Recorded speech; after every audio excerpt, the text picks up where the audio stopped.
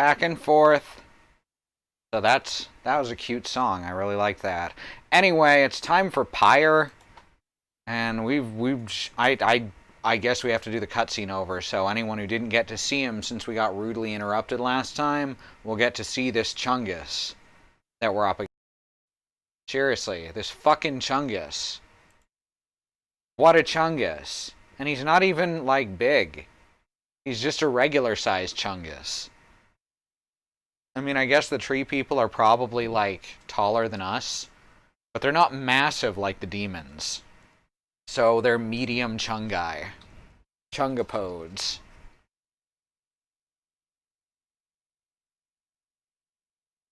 Greetings to everyone out there in Chatland. It's your girl, etc. Fuckslaw, that's a good word for him. Like, he instantly rubbed me the wrong way, and then it just got worse. Oh, I know what you meant. I know what you meant. It's because he spoke into my mind when the Chungus appeared. Yeah. Okay. I thought you meant he was digging through my head, which he hadn't seemed to do yet. Alright, here we go. The Glade of Lou. Who the fuck is Lou? Wait, I already know that. He's one of the fucking scribes. So, hey Xenon, hey Christy, how y'all doing?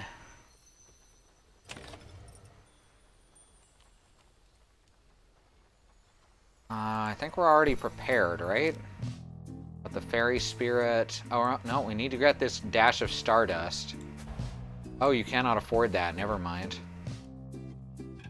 I could trade this lucrative contract for it, but, you know. Just the way it goes sometimes, eh, Dad? Surprisingly good. That's excellent.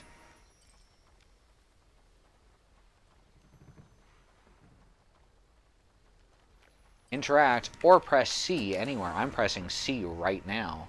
Alright, nothing else to do in here. I guess we're just going to continue on.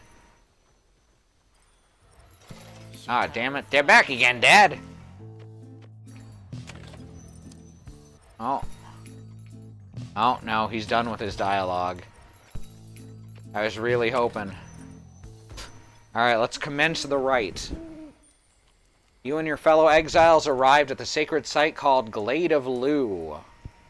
The great sap scholar Lou Sklorian here vanquished the root titan limbless Arazak. And now look at the stars in the sky to signal the beginning of the next rite. The woods about you bring a sense of tranquility you have not felt in some time, but then you notice one of the trees move. It shuffles towards you and regards you with an exaggerated bow. Well, goodness, by the roots of Lou Sklorian, third of the 8 scribes of the Book of Rites, known as the Wise or the Philosopher.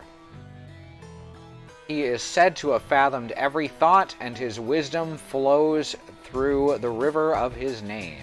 It would appear the rumors are correct. The Nightwings have returned. Oh, but where are my manners, One moment. The sap claws at his mask with his wispy fingers. Much better. H. Manly Tinderstove, at your service. Perhaps you've heard of me. Manly Tinderstove. He is a sycophant who seems certain that he will land a position of high standing once he is free. My fellows and myself, you perhaps know us as the Chastity, a triumvirate bent on exploiting the rights to gain status in the Commonwealth, led by the sap H. Manly Tinderstove. Right? What a Chungus! We soon shall stand against you in the rights. For now, I'm just whiling away the time making small talk. Now then, as I've introduced myself, your turns! To whom am I speaking? Then in your mind's eye, you see Vulfred and hear his voice. Manly Tinderstove is not to be trusted. Reveal neither yourselves to him nor me. Well...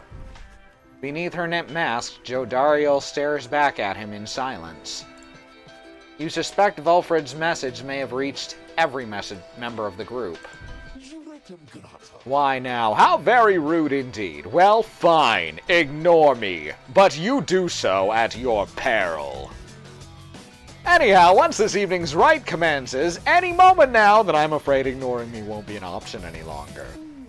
Ah, and now I do believe the sky's beginning to show. We'll have to chat again some other time.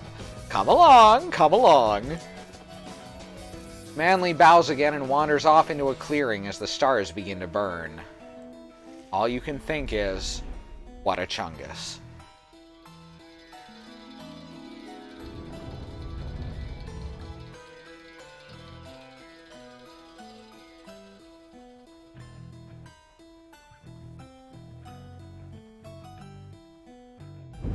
Once again, the stars align themselves before you, reader.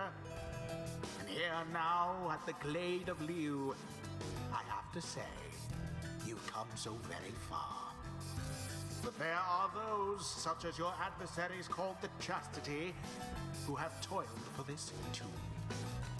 They know that with their freedom comes great opportunity. It could be yours instead. Please show the Chastity that the Nightwings are superior. Man, the voice must really hate these guys. Typical Chungus behavior, really. They're all like, I took off my mask, please respond, and when you don't, they get dumb and aggressive. Holy shit. I wonder, oh honored Nightwings, how well you know these woods. Why, these woods would strangle you, and I'm afraid I could do little to stop them even if I tried. You might do better to beware of them. When Jodariel continues to ignore him, he grows upset. Ooh, you called that. Why, you Then fine. Let us begin the dance indeed. Now, let's see if I screw up real bad on my first play. He shoves his mask back on in a huff. And allow me to thank you in advance for helping me to return unto my proper station in the Commonwealth. Hey, Lisa, you and me both.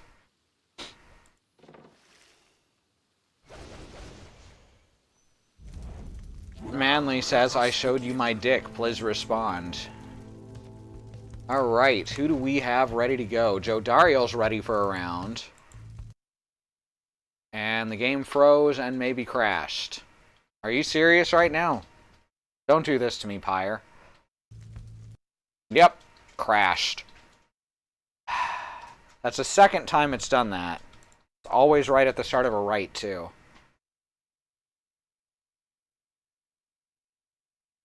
Right?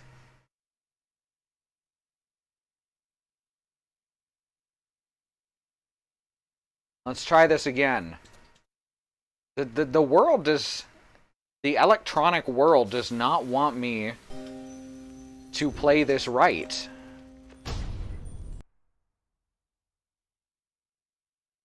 They're also called the Chastity, which I'm 100% sure is a reference to incels. Damn! It all adds up. Also, he's made of wood. Alright, skip the dialogue. We don't need to read it all again.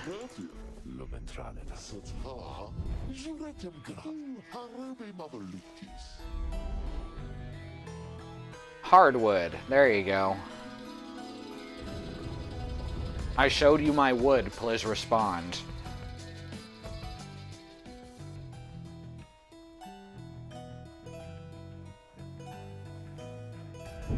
Once again, Alright, you can't skip this. I really want to be able to skip this. I know I've said it before, but this is a real shitty thing in game design. It's unskippable cutscenes. I get the logic behind making you watch them the first time. It's still shitty logic. What if I'd played this game on another computer? Please show the Chastity that the Nightwings are Yeah, shut up. superior. No one likes you, voice.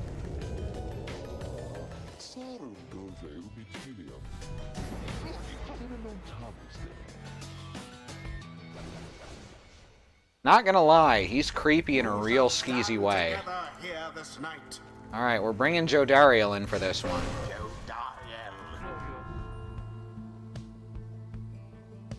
Alright, who else has... Oh, we could bring in Rookie. May. Gilman. We should bring in Pamitha, honestly. We haven't... No, we shouldn't bring in Pamitha. We can let her build up some green. Bring in Rookie. And... Gilman or May? They're both at almost identical experience. And both are just super fun. Votes. Gilman or May? Faye. I keep forgetting that I named her Faye. Alright, 2 votes for Faye right off the bat. Let's go. Faye. The choice is cast. I don't think that I like that Manly very much, because he keeps saying that we're rude, but I think that we're nice. Are you quite ready, O Nightwings? May all those masks of yours ensure no harm should come to any of your lovely countenances. Yes, may have a healer. Nice.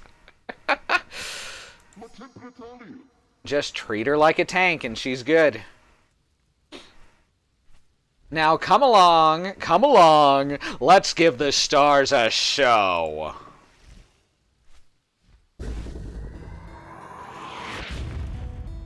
Alright, just a sec, I gotta check my controls again. Because I never fucking remember them. Pass with space, jump with W, alright. Shift is sprint, T is to salute, control locks on if I ever need that. Z and X are alternate pass. Alright. So, Auracast is right click. Move is left click. Here we go. We got this. Big truck energy. Dude, you can't just do that. May I present to you Humboldt Manley Jr. Why, he is every bit my equal and is poised to guarantee the Tinderstauf line shall live a bright, bright future. Manley's sapling, which not only has a name, but bears a similar posture and likeness to him. He goes on and on about his sapling for a while. I have had more than enough of him. Yeah, my thoughts exactly. Come on, let's get him. Now isn't he just the most precious thing you've ever seen, The sapling is nothing but an extension of Manley. If he's banished, the sapling should cease to trouble you as well. Manley and his offspring hold no small degree of influence within the Commonwealth, Reader.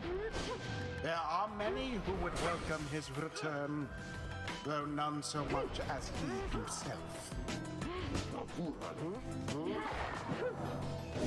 Oh, shit. I didn't know you could do that.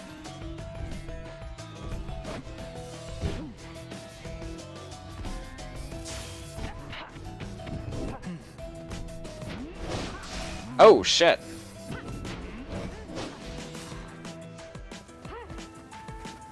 And in. Alright, we're getting this.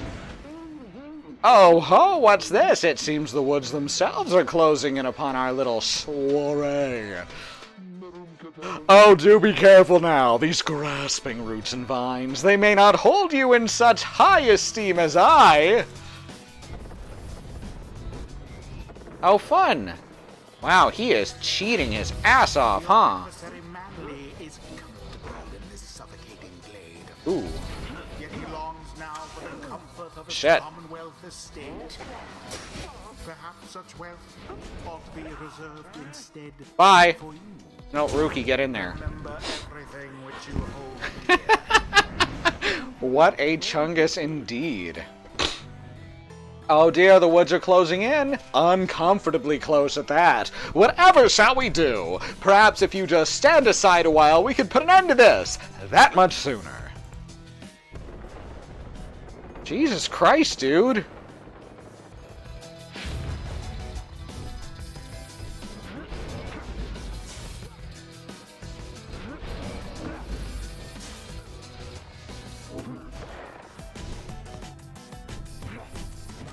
Oh, shit.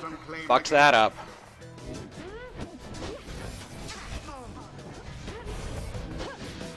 Nope. Gotcha. Oh, shit. Clever. Dude, you can't get through there.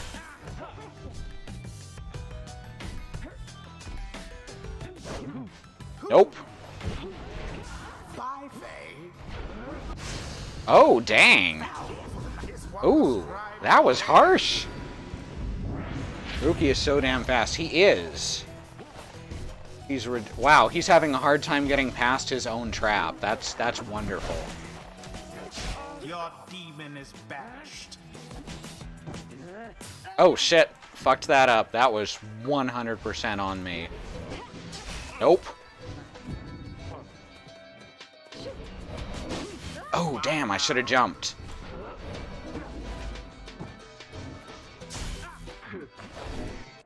Oh, shit, I clicked outside of the window. He's having a really hard time with his own cheat. Boom! Slam dunk. Say, have any of you noticed how it's feeling rather crowded out here? Almost as if the 100 minds, third of the 8 scribes of the Book of Rites, known as the Wise or the Philosopher, yes, we know, himself resents you being here. Yes, I rather think that's it.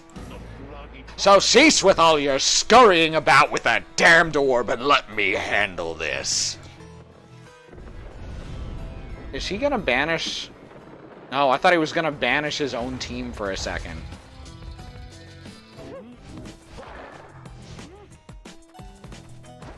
Oh, good dash.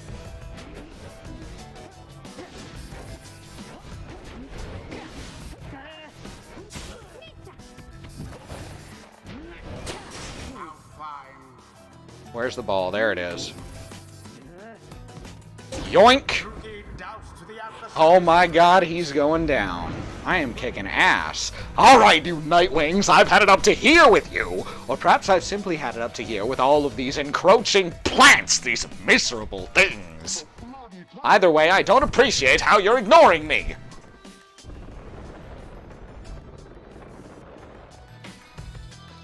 He's screwing himself. He's really bad at dealing with the plants that he's creating. That's it.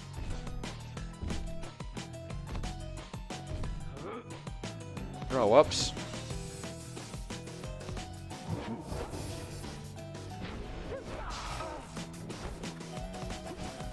No, this is... Oh, almost.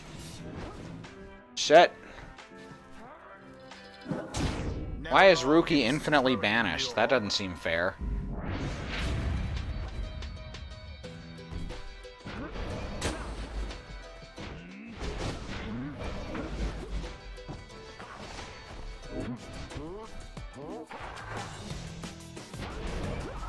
Goodbye, Joe Dario.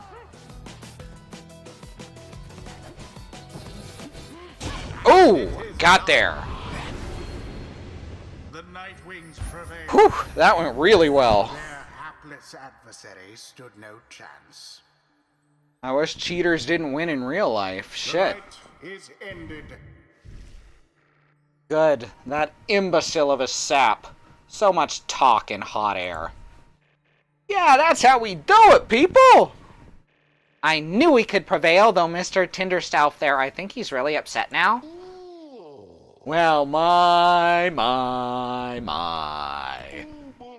Oh, worry not, oh Nightwings. I'm not angry with you, honestly.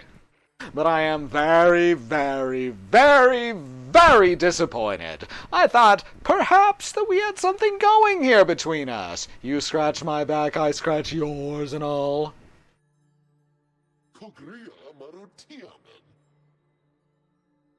Do not. Absolutely don't. Instead, however, you decided to spit in my face! Fine, we'll have to see where all your rudeness gets you. Now, ta-ta! Always is there greater knowledge to be gained.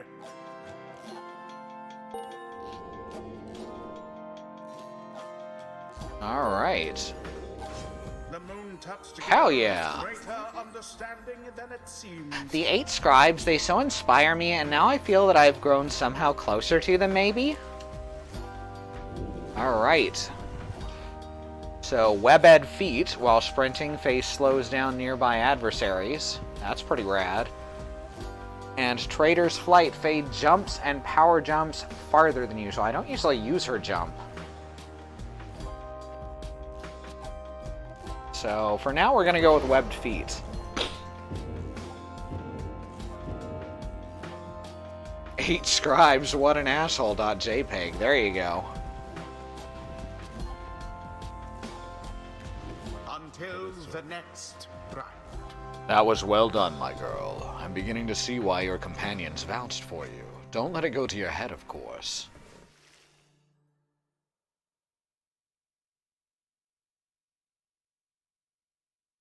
Yeah, that match went really, really well, so I'm actually getting the hang of this week to week, even. I'm not forgetting all the controls. I mean, I am, but I'm able to pick them back up quicker. After prevailing over the chastity with ease, you return to your wagon to consider your next move. A triumvirate bent on exploiting that we already read this. Why is it telling me that we hadn't read it yet? An adequate performance back there. Adequate. Yes, adequate. For the next part of our plan. Go, have your reader there consult the stars, see where they take you next. I'll give you a hint, it's further north, and it's going to be very high up. Did this knight hear you say, high up? Is he scared of everything? And it's going to be cold. We'll see. Come on, my friend, let's have a look outside then. That plan Wolfred mentioned, I just want you to know, I don't know what he means. We're here because we're going to be free again. We won't be living out our days as exiles. That's the only plan as far as I'm concerned. But there's always a catch, right? We'll see what Wolfred has to say. Anyway, I'll leave you to it. No matter what, we're getting closer thanks to you.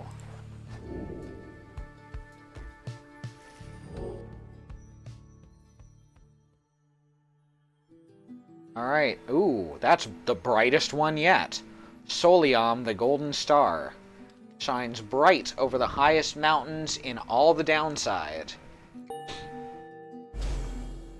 Also, it's gay as hell. It's the gayest star. So now you see it for yourself. You are summoned to the north, where looms Mount Alodil. Alodio? Alodile? The sacred mountain on whose summit the rites were first conceived. Whether its summit is the downsized closest point to the Commonwealth or the furthest, none can say. And at its very top, the fall of Soliam. According to the stars, the next rite shall soon commence here. The temple at the highest point in the downside exists to honor the 8 scribes. The gays claim the cosmos, you know it. You confirm the stars indicated this exactly. Wolfred, sir, how did you know? Wolfred smiles back at him, but you sense his thoughts as though he's directing them at you. I too can read, my girl. Forbidden though the Forbidden. Whoa, that's voice acting. He's kinda matching my tone. He turns back to Hedvin. Now he's just doing mumbles again. Oh, that was trippy. Your reader's skills, while rare, are not unique. But as I said, I'll let her do the job. I see that you have something special going here, which benefits the plan. What plan? I thought this was about our freedom. Oh, fear not, my boy, it is indeed. Plenty of time to tell you all about it on the way. For now, however, you look like you can use some rest, and for that matter, so can I, if you'll excuse me. You sense your companions are exhausted from their recent travels. Given the road ahead, you agree it would be best to take the night to recover as much as possible. Sorry, someone backing down the street outside. Hopefully no one gets into a wreck. Middle of the damn night. Anyone to talk to in here? No.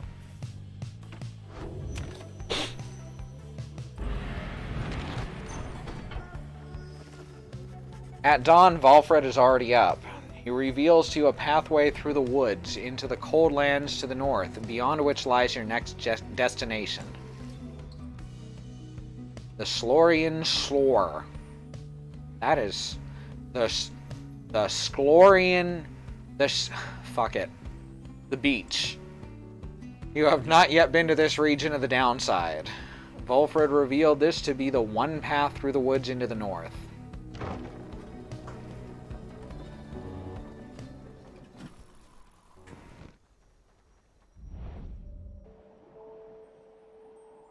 The beach.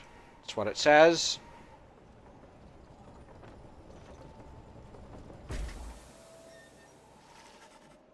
You get clear of the woods at last and arrive in lands grown cold in the shadow of Mount Aladil. Yeah, that's a pronunciation we're going with. You'll have to make it all the way to the top.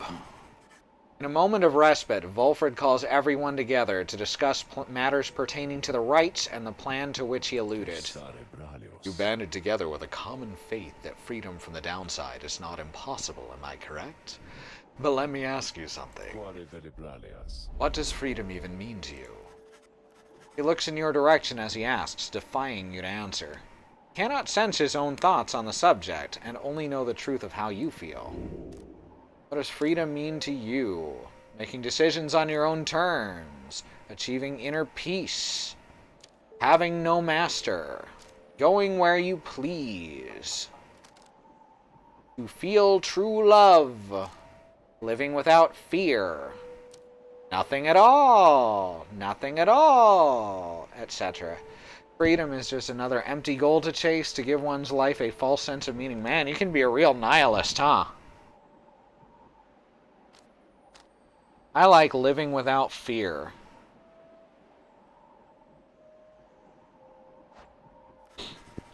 You tell Volfred that freedom means living without fear and not being subject to the persecution or retaliation for one's thoughts and choices. He considers your remarks for a short while. Good answer, my girl. I happen to agree. Fear takes hold in freedom's wake. But fear is a natural impulse, is it not? A common feeling we all share from time to time. A deeply rooted impulse, there to aid our judgment and spur us on to acts of courage. If not for fear, I doubt we could accomplish very much in life, and just now we stand upon the brink of accomplishing something vital. So I get the feeling no matter what I picked, he would have said he agreed and then said the opposite. He's a little transparent is what I'm saying. He then turns his attention to the whole group. Now let me tell you all what freedom means to me. Freedom means to live life without fear, just as your reader stated. To be able to indulge one's curiosities and passions, at least the ones that cause no harm to others, without the constant threat of judgment and reprisal. Freedom means not being made a criminal for what you know, or whom you love, or what you choose to think or not think. Basically, this game is pretty gay. He looks outward toward the distant mountains. Within the next few days, your time in exile could come to an end. You could see the Commonwealth once more. And you would be exalted there, given the highest honor, the opposite of how you got here. But you would not be truly free, I think. At least you would become complicit to an ancient system that would deign to cast down others such as you. It is a system whose well-intentioned founding principles have long been lost, and the 8 scribes, if they are out there still, have made it quite clear they shall not intervene firsthand. That is where you come in. He turns to you and everyone again, looking to each of you. Long have I waited to gather such a group, that together you might see that seeking freedom only for yourselves is too modest a goal. You share a higher calling now. The plan then is this. We free each other from the downside through the rights, then we meet up on the other side and we organize. Each new moon at dusk, we join together at the Spiral Sanctum, the burned down remains of the old capital of the Commonwealth. The remains stand as a warning to those who would seek to spread forbidden knowledge. We need as many of us there as possible. My agents on the other side shall explain the rest. You're plotting a revolt. Just so. I am asking a lot. You do have other options. Deceit, however, is not one of them. The reader and myself, well, you know by now that we can see through it. Hell yeah, smash the state. But you need not be a part of this, nor is it in my interest to coerce you. You may go your own way if you wish, live out your remaining days here like many others. So if anyone amongst you prefers that, if you cannot see yourself continuing to strive together in the Commonwealth as you are doing here, then speak now. Walfred pauses for a time, examining each member of the group. No one stirs. Very good. Some of you consider yourselves friends, some others not. But all of you are bound together through the rights, and are integral to our plan. Remember that. You seek true freedom, you will not find it waiting for you in the Commonwealth.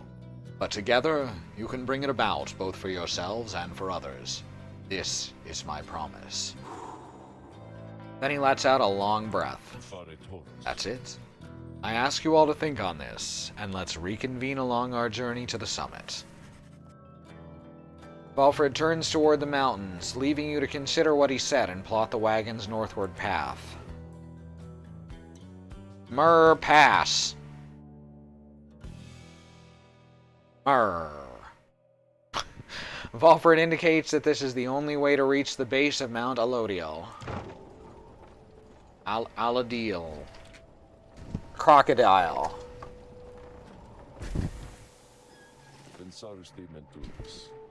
Beyond lies Mount Alodiel.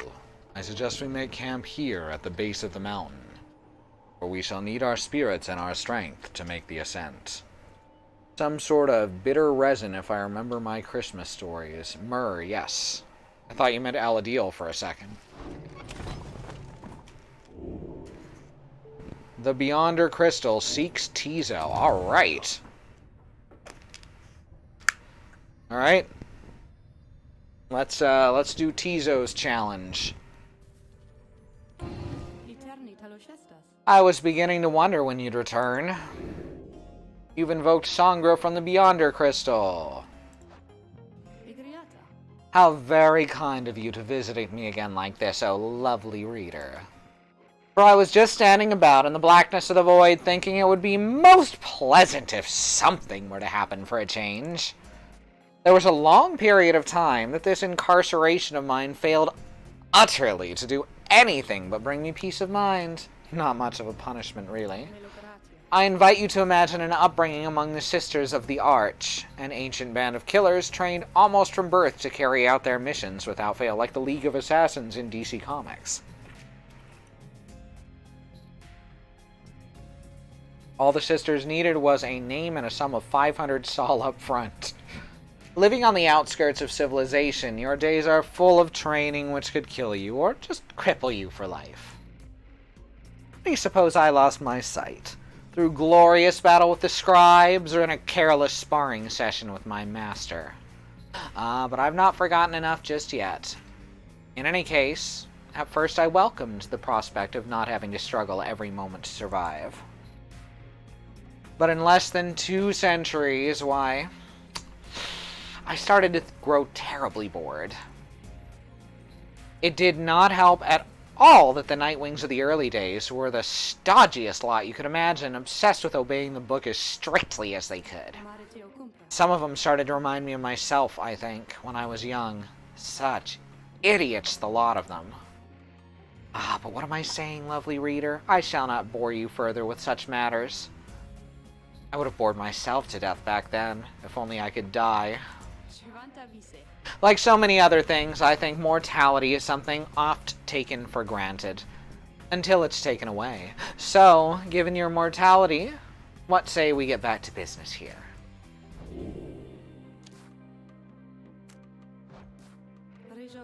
I shall gladly oblige, my reader. Who will be the lucky one this time? You asked Sandra to administer one of her special trials for Tizo. I dare think I remember something of that imp. He certainly stood out from all of his ilk, although that really isn't saying much. Let's bring him forth. Tizo soon appears in heat of the summons. Tizo seems to be prepared for whatever lies ahead. That's because Tizo's a badass.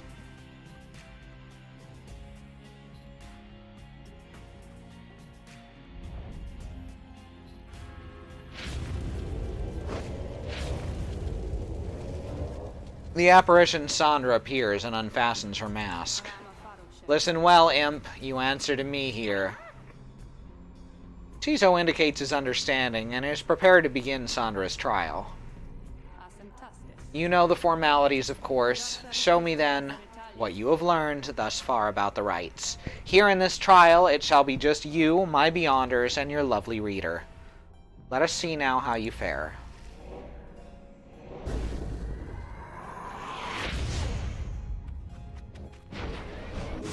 Oh, shit. I forgot that's what he does. He explodes. Fuck. That was a good start, right? That was excellent. Oh, fuck. I'm not doing so good. That's alright. We'll keep going. If I get hit again, then I might hit restart on this one. Fuck. I keep forgetting to jump. That's my problem. Tizo can literally fly over this shit, and I'm just not doing it.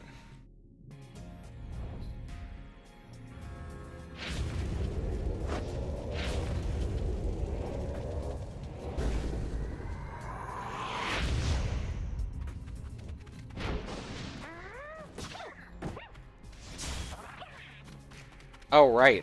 There's shit in the way.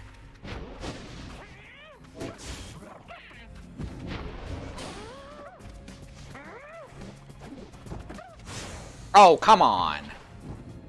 Ah, that was bullshit.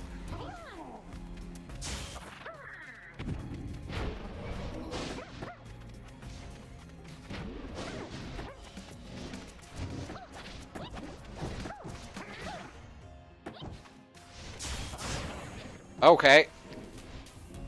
Double banishment. Oh, come on.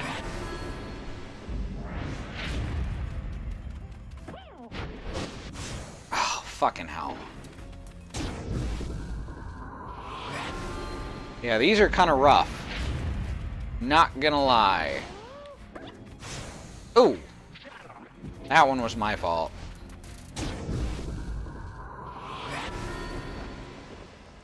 Try again. Tizo being... Oh no, he can dash repeatedly. That's the thing. The problem is I'm not getting the chance.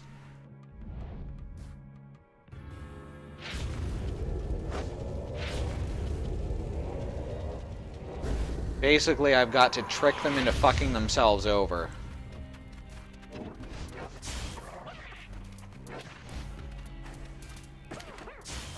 Like that. Oh, shit. Just ran right into it. Dashed the wrong friggin' way.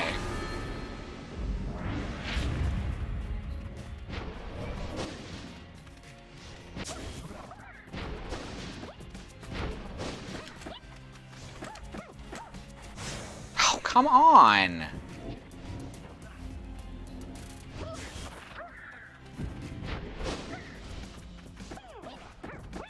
There we go. Alright, we got it now.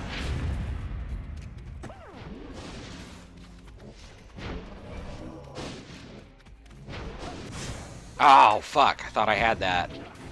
Oh, that dash they do, too. They only have to kill one person before they can do that shit. Yeah, that's not gonna work.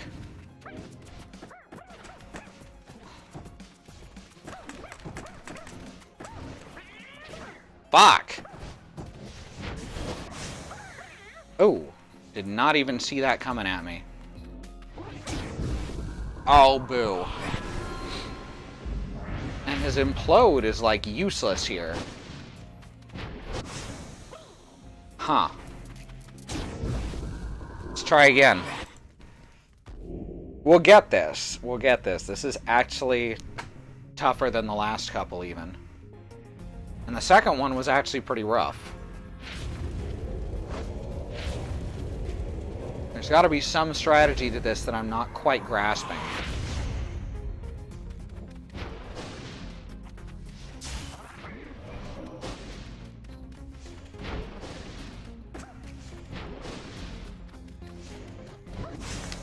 Oh, come on! I wasn't even touching the aura. The auras have a slightly bigger hitbox than it looks like, I think. Not an enormous amount. Oh. Not an enormous amount bigger, but it definitely seems to be bigger than it looks. Or I have a bigger hitbox than it looks.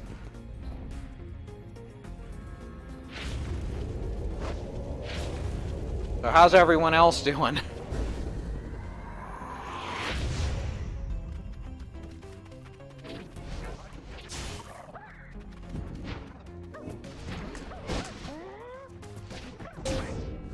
There. Okay. Maybe I got it this time. Ah, come at me.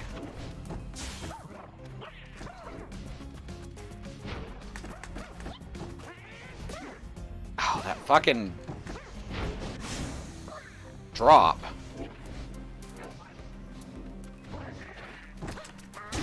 Oh, come on. I hit shift instead of W.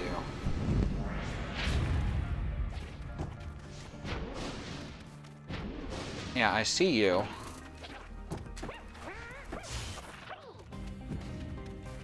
There we go.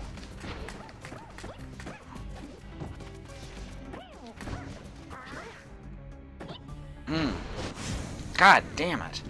How come when I jump, my aura disappears and I can't cast it? They have some kind of special ability for that? Because they are jumping and then instantly casting every time.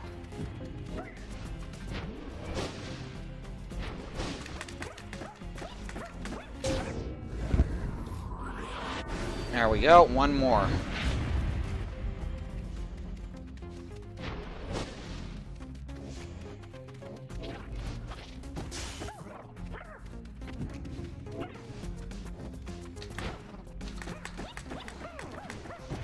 There we go, got it. A lot of going around the very, very edge.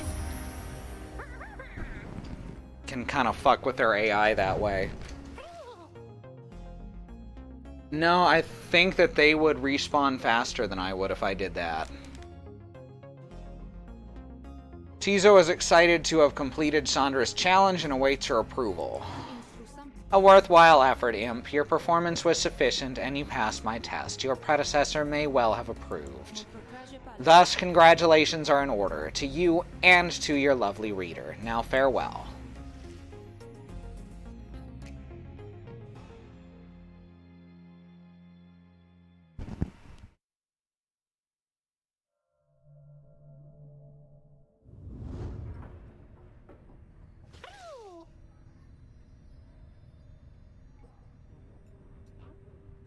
Tizo is happy to be back and wonders what it is that Sandra granted you. You take a closer look at the new artifact in your possession. You have received Hobbs' Wing. Rank 7, legendary. Tizo's Flutter and Zip abilities cost less stamina than usual. Wow! So he can dash like 8 times in a row. Alright, that's a good one. These legendary talismans, it's almost pointless to use anything else. They're just so good.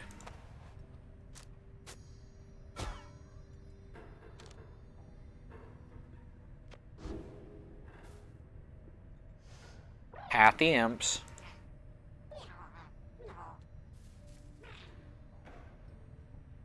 Oops, wasn't there? Yeah, there's the last imp.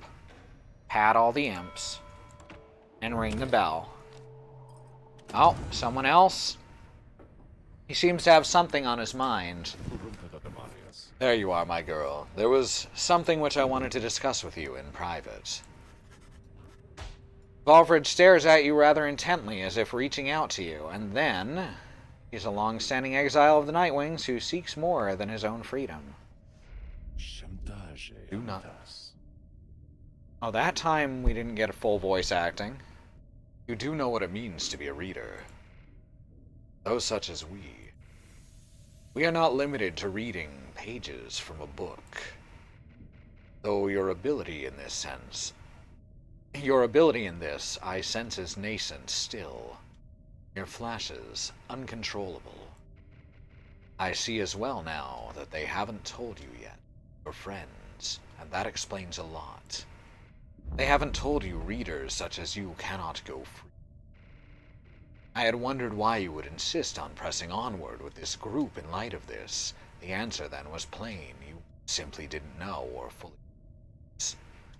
They did not deceive you, by the way. There's no reason they would know themselves, other than Tariq, who shall not influence your thinking in such matters. Rather, I had expected, when at first we met, that you already knew the truth, from having read the passage in the Book of Rites, which states it plain. Only those who shall conduct the rites firsthand shall walk the path toward enlightenment and become eligible to regain their freedom. Perhaps you have not gotten to that part just yet. Valfred breaks free from you and looks at you again. Then he speaks to you as normal. It is plain that you're not in adequate condition to conduct the rites, and this group values you as reader. I wish only to ensure you understand what you are getting into here. Despite whatever hopes and dreams and promises might have been shared, I do not think the rites can help you to return, if that is what you had in mind. So once again, I invite you to depart, and I will see to it that you are compensated. Do not misunderstand. If it is your wish to remain, then you are welcome. But this journey we are on, it has no guarantees. Not for you nor any one of us.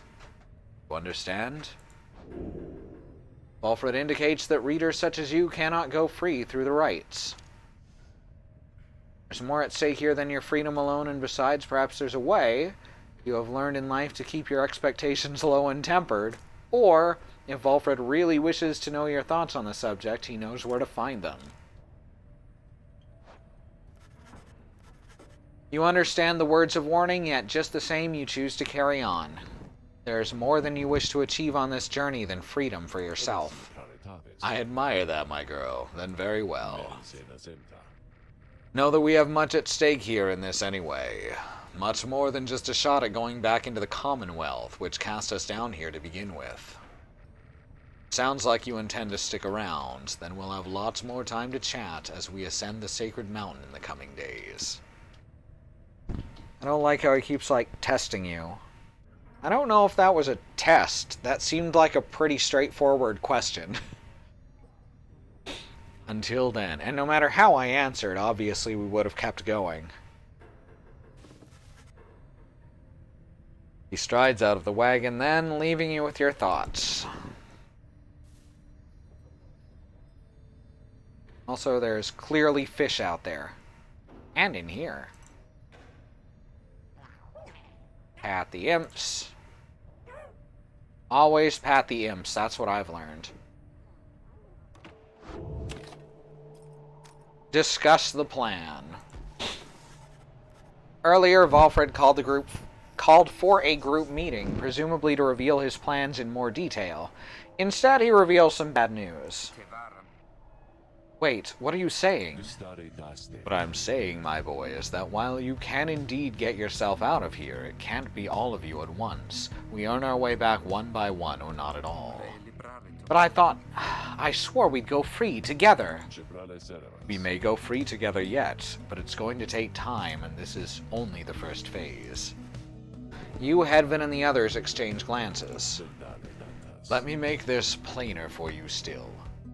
Here is how the coming days are going to unfold. First, we're going to ascend Mount Aladil, there to the north.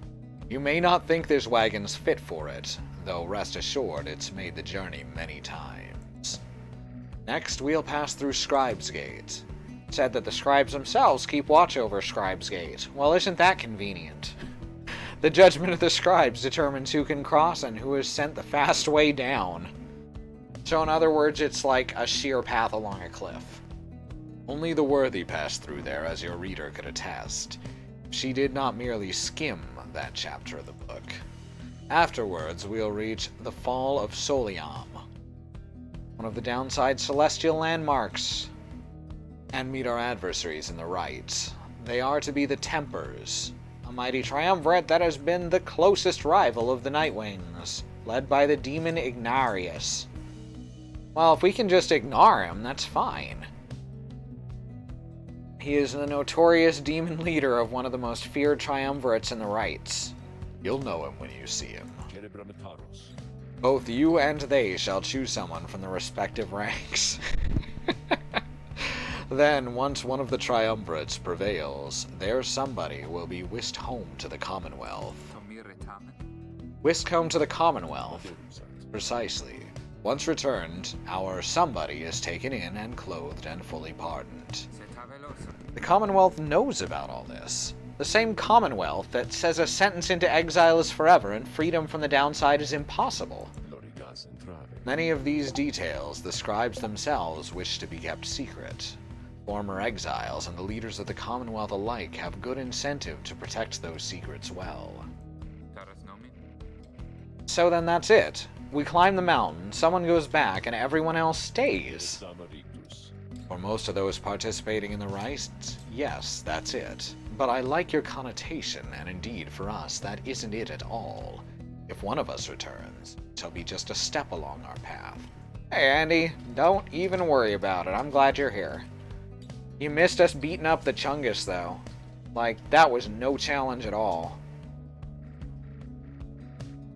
However, let's let that sit for now. Gather your strength. We'll talk again on our way up. Balfred leaves the rest of you to consider what he said. You have the time now for your vocations. At dawn you shall begin your ascent of Mount Aladil. Yes, Manly. H. Chungus Manly. Alright, so our options are, once again, forage for resources, which we are low on cash, study in private, which just seems pointless, and mentor, which we could bring up our newest people a bit, but I don't think that's necessary. H. Chungus Manly Esquire, there you go. So I think we're going to forage, but at the snowdrifts, you sense a mystical artifact here, or at the ice shelves, a potent serum. Ooh, neither one is just money. So a serum or probably an amulet. Which do y'all think? I don't think I've seen a serum before. All we've really found is amulets.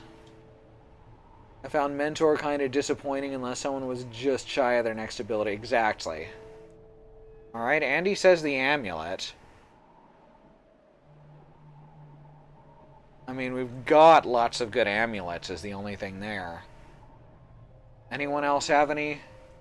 Okay, fair, serum. Vive la novelle. Anyone else have any other votes? Alright, we're going for the serum. Let's see what the hell this is. Serum sounds cool. Excellent. And we got a fortified moon serum. Oh, permanently grants +1 presence. Nice! Serum sounds cool. You can get shield throwing powers. Alright, just a second. Who should get extra presence? Who needs to expand their thingy? Man, it would be good for Rookie, wouldn't it? Yeah, that's what I thought. That's RSIs. Rookie and Gilman both could stand to have that.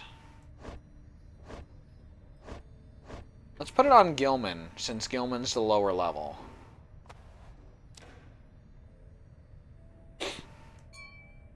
Durham was the right call. Good instinct. Celebrate that. Yeah, big truck energy, right? Drag to the talisman pocket. Alright. Alright. So now Sir Gilman has +1 presence permanently, and it shows up as an attribute modifier. Alright. Haven't gotten to play with Gilman or... I forgot her name because she's barely done anything. The bird girl. Patricia Bird Girl, Christy says. Mount Aladeel. You have not yet been to this region of the downside. Volfred states that your ascent of Mount Aladeel shall begin here. Pamatha. There you go. So Patricia was actually really close.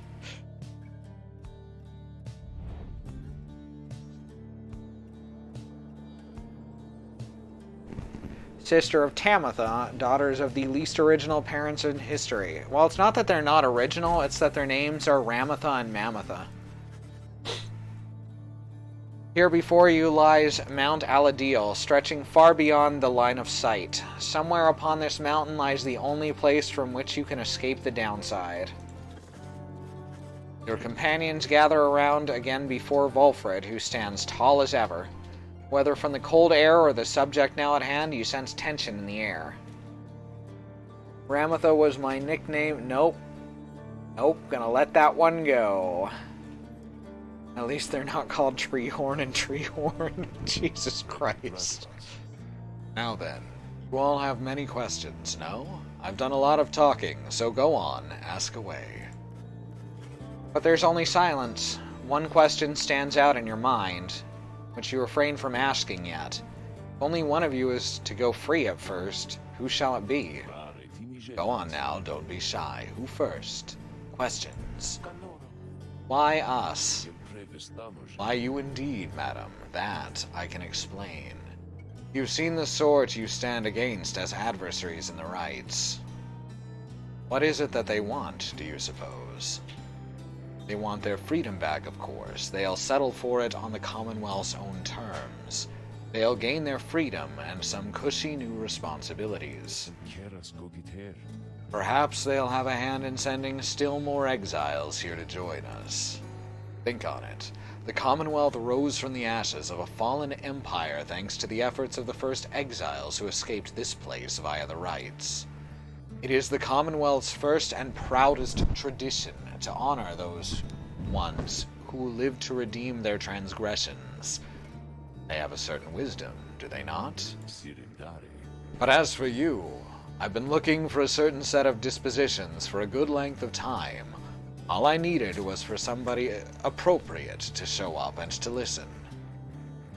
So I planted many little eyes and ears throughout the land, whispering hints of this. Absurd as it may sound, took someone with a certain faith and creativity to go for it. That someone proved to be Hedvin over there. He was tasked with seeking 2 trustworthy allies, an old buried wagon, and a reader. He was invited to bring others for the ride, all different sorts. Gather enough help, and he and his friends could go free. Long story.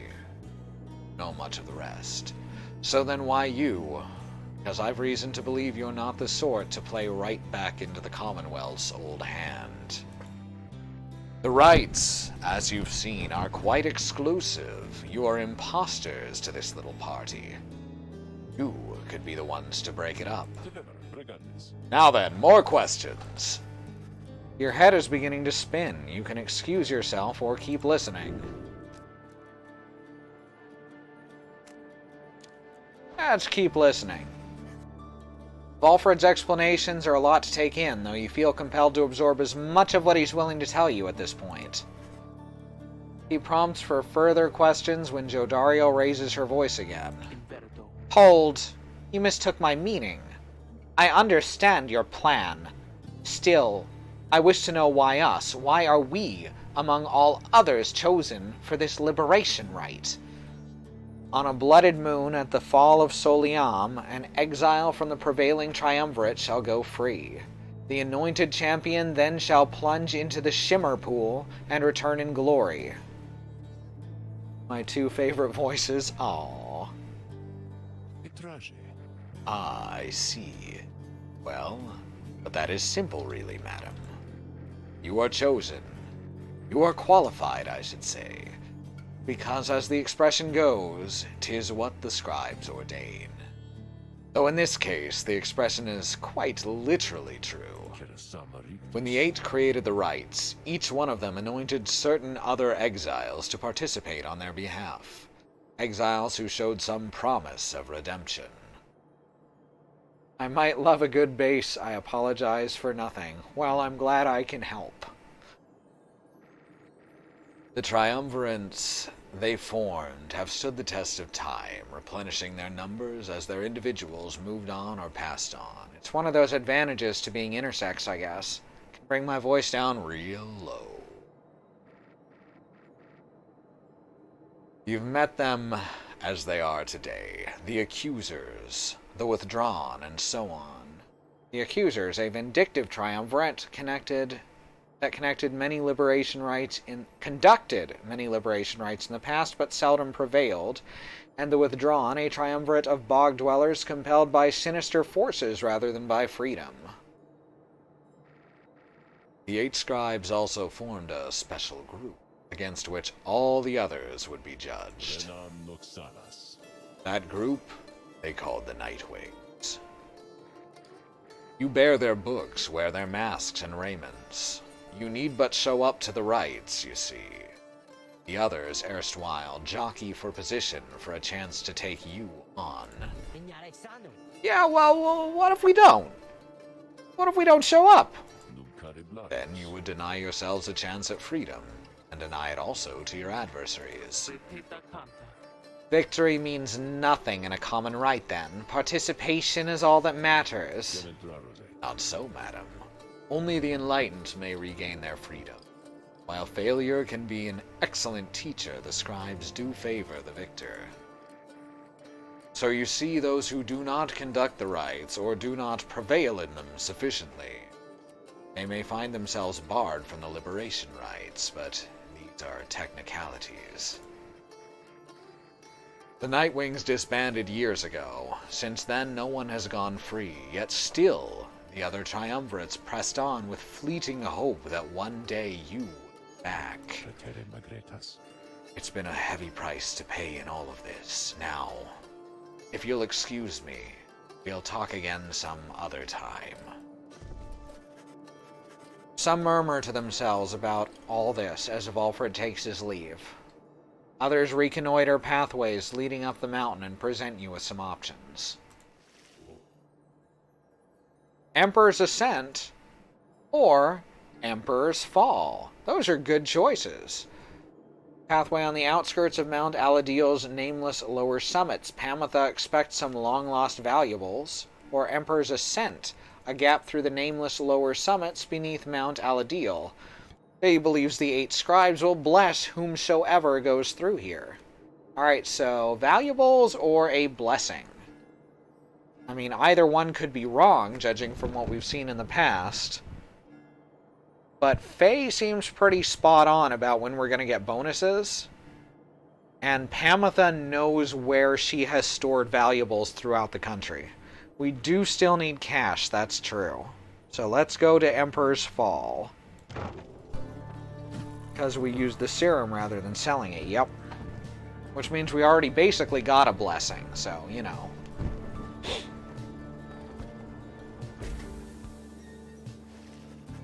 You joined Pamitha on her brief expedition to find anything of value dropped by those who tried to scale the mountain but did not succeed. Wait, I shall be joining you. What? Now I get 2 chaperones? But sure, I'm game. Whatever you wingless are into. Did she just make a threesome joke? Be silent, little bird, and fetch those trinkets and be done. My, so full of bitterness. You really ought to make the most of these last precious moments that we share. And you ought not mince your words. Oh, please, we all know you're going to be the first one out of here, so why not quit your constant frowning for a change? I, the first out of here? Of course, it's plain the others pity you. You've been here longer than the rest of us by far, besides maybe that Volfred, though he seems plenty happy here making his speeches. She absolutely made a threesome joke, yeah. How dare you? How dare you to presume? Nothing is decided as of yet. Oh, no doubt, no doubt. If by some coincidence you do end up selected for the honor, I just want you to know something. I truly, from the bottom of my heart, do hope we shall prevail on your behalf. Because that way you'll be free of me, at least. And I, in turn, shan't have to suffer any longer your hideous attitude towards me and everything. At that, you intervene. Jodariel's eyes burn with fury, but then she calms herself. I shall see you at the wagon, reader. Hamatha scoffs as Jodariel storms off. That was a good scoff. I swear that one. Well, moving on. There's something sparkling down there. Be right back. She swoops out of sight, leaving you alone there on the mountain. Hamatha soon returns with something that lay long forgotten in the rocks below. You found a luminous idol. Talisman, no level. After grasping the orb, the bearer instantly recovers all stamina. Ho! Oh, that's a good one! Wow, that would solve so many problems I've had.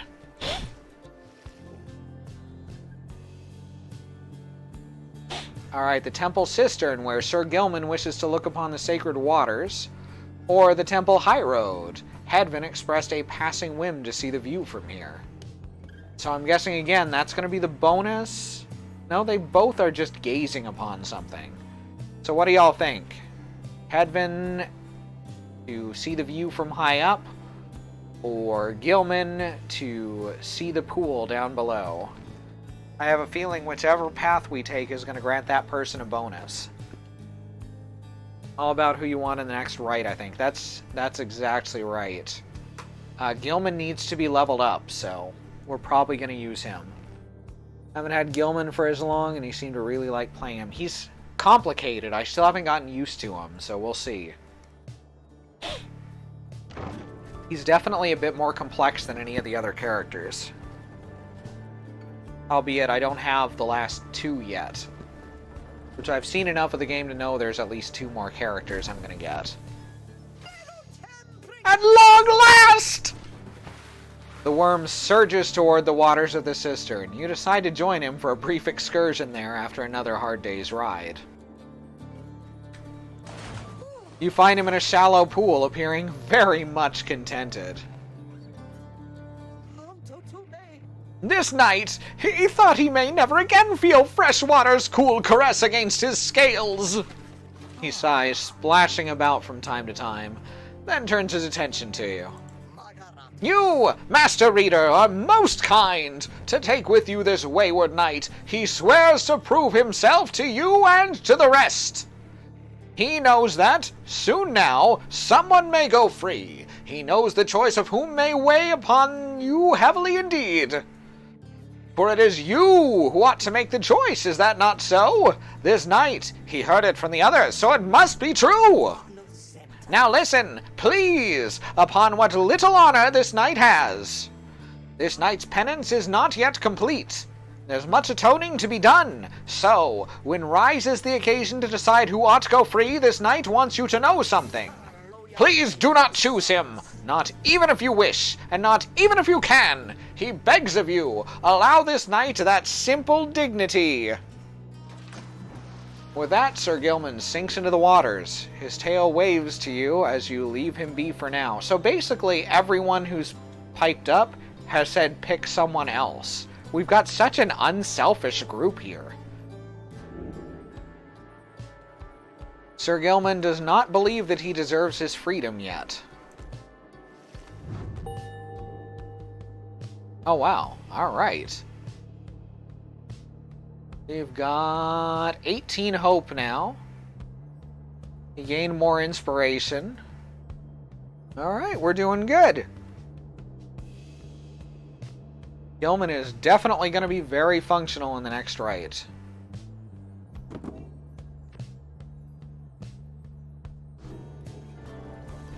It's like the end of A Hat in Time when everyone is yelling, "Get lost," except in this case that means freedom. There you go.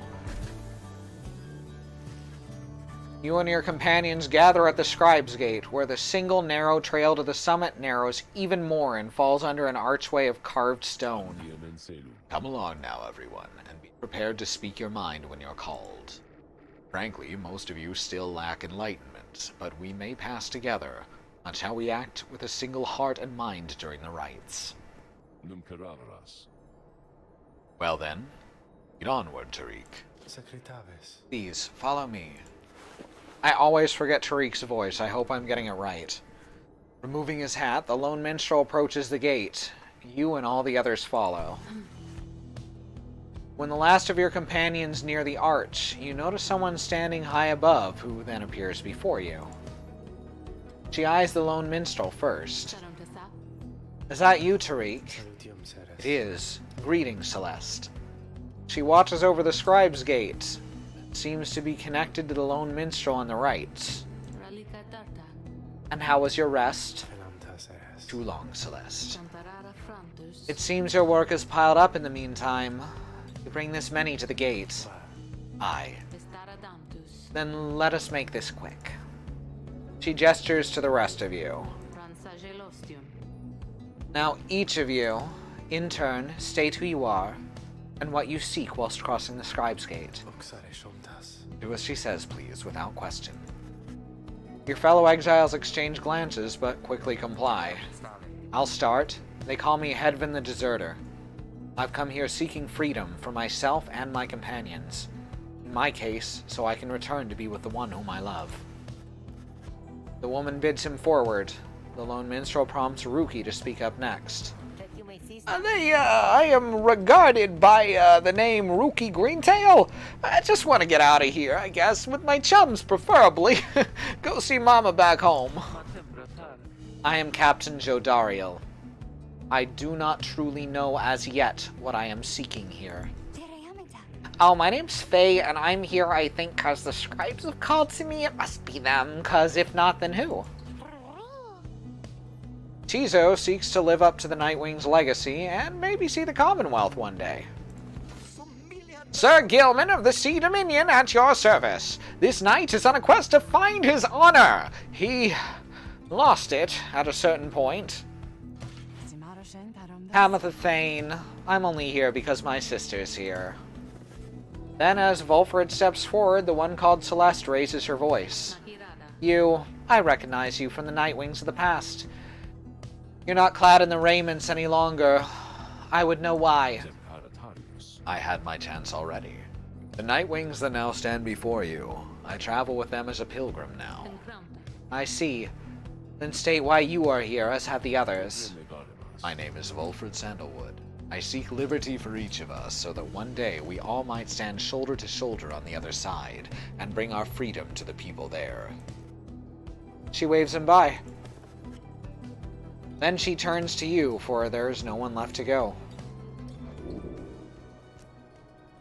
When they learn you knew the old ways, they came for you and you could not run far. Your youth is gone, but your thirst for knowledge earned you a trip to the downside nonetheless. Years of strife between the Commonwealth and the Highwing remnants afflicted you since birth. Or, try as you might, you cannot make out the details of what life was like in the Commonwealth. Ooh, I could go with a mysterious past. Or, so I'm going to go with either the mysterious past or the crippled scholar. Crippled scholar because, that's like kind of true in real life. And mysterious past just because I'm Batman. So let's hold a bit of a vote for anyone being active in chat. Or not active in chat if you do want to speak up. Lurkers are welcome too. Not necessary, of course. Crippled Scholar or Mysterious Past? What do y'all think?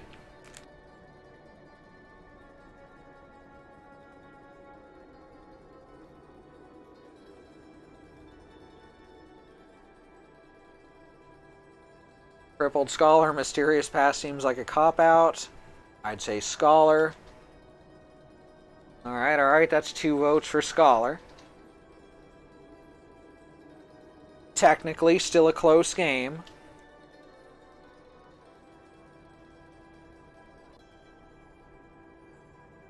Amnesiac backstory is super played out. Well, sure. Alright, a few more seconds, and then I'm going to hit Scholar. Alright, here we go. You've always sought to understand the world around you. The knowledge proved dangerous in the Commonwealth, but now it's brought you to this point. The one called Celeste continues to examine you, expecting you to add to your response. State also what you truly seek. You wish to return to the Commonwealth and live out your days there, doing as you please. You wish to do whatever it takes to see your fellow exiles regain their freedom. The Commonwealth which cast you down into the downside cannot be forgiven. All you expect is that the outcome of this whole ordeal is going to be interesting. Oh man, anything but revenge. I'll go with anything but revenge here. I don't feel very vengeful. And what am I getting revenge on? A bureaucracy? I mean, helping my friends, obviously, the lawful good choice.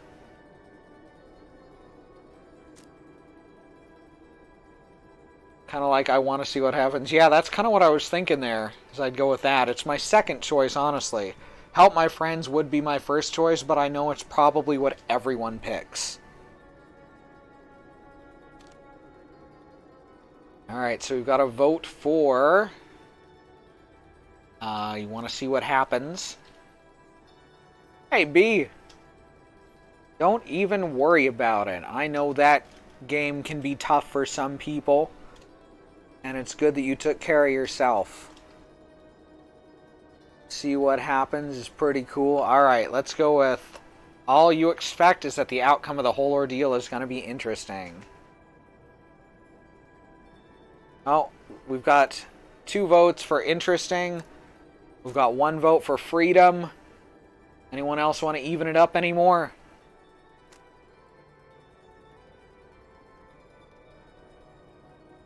Xenon votes for 2 foxes.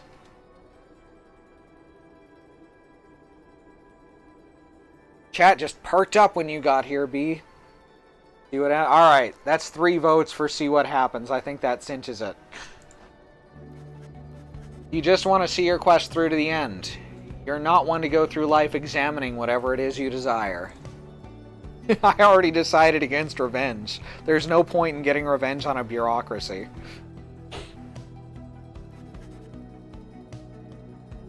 You take life as it comes and are content to appreciate some of the surprises. You are Cold Steel the Hedgehog. Nothing personnel, kid. The woman regards you for a time, then nods once and waves all of you by. The 8 scribes bid the Nightwings welcome here. Go forth with glory. And Tariq, I, Celeste, be on your way as well. The lone minstrel bows his head and puts his hat back. He does not look back at her. You definitely get the feeling that they were together at one point. Then something happened. Oh, look at that big gay idol up there. Aw, that's a good gay idol. From the top of Mount Aladil, you can see the distant downside before you. You think on the many thousand leagues you cross to reach this point as the sky grows dim. I keep reading liberation as libation every time it comes up. I'm glad I've managed to avoid saying that. Be the gay idol you want to see in the world. This is a very shiny scene. All of you get out of here, and Tariq, you double get out of here.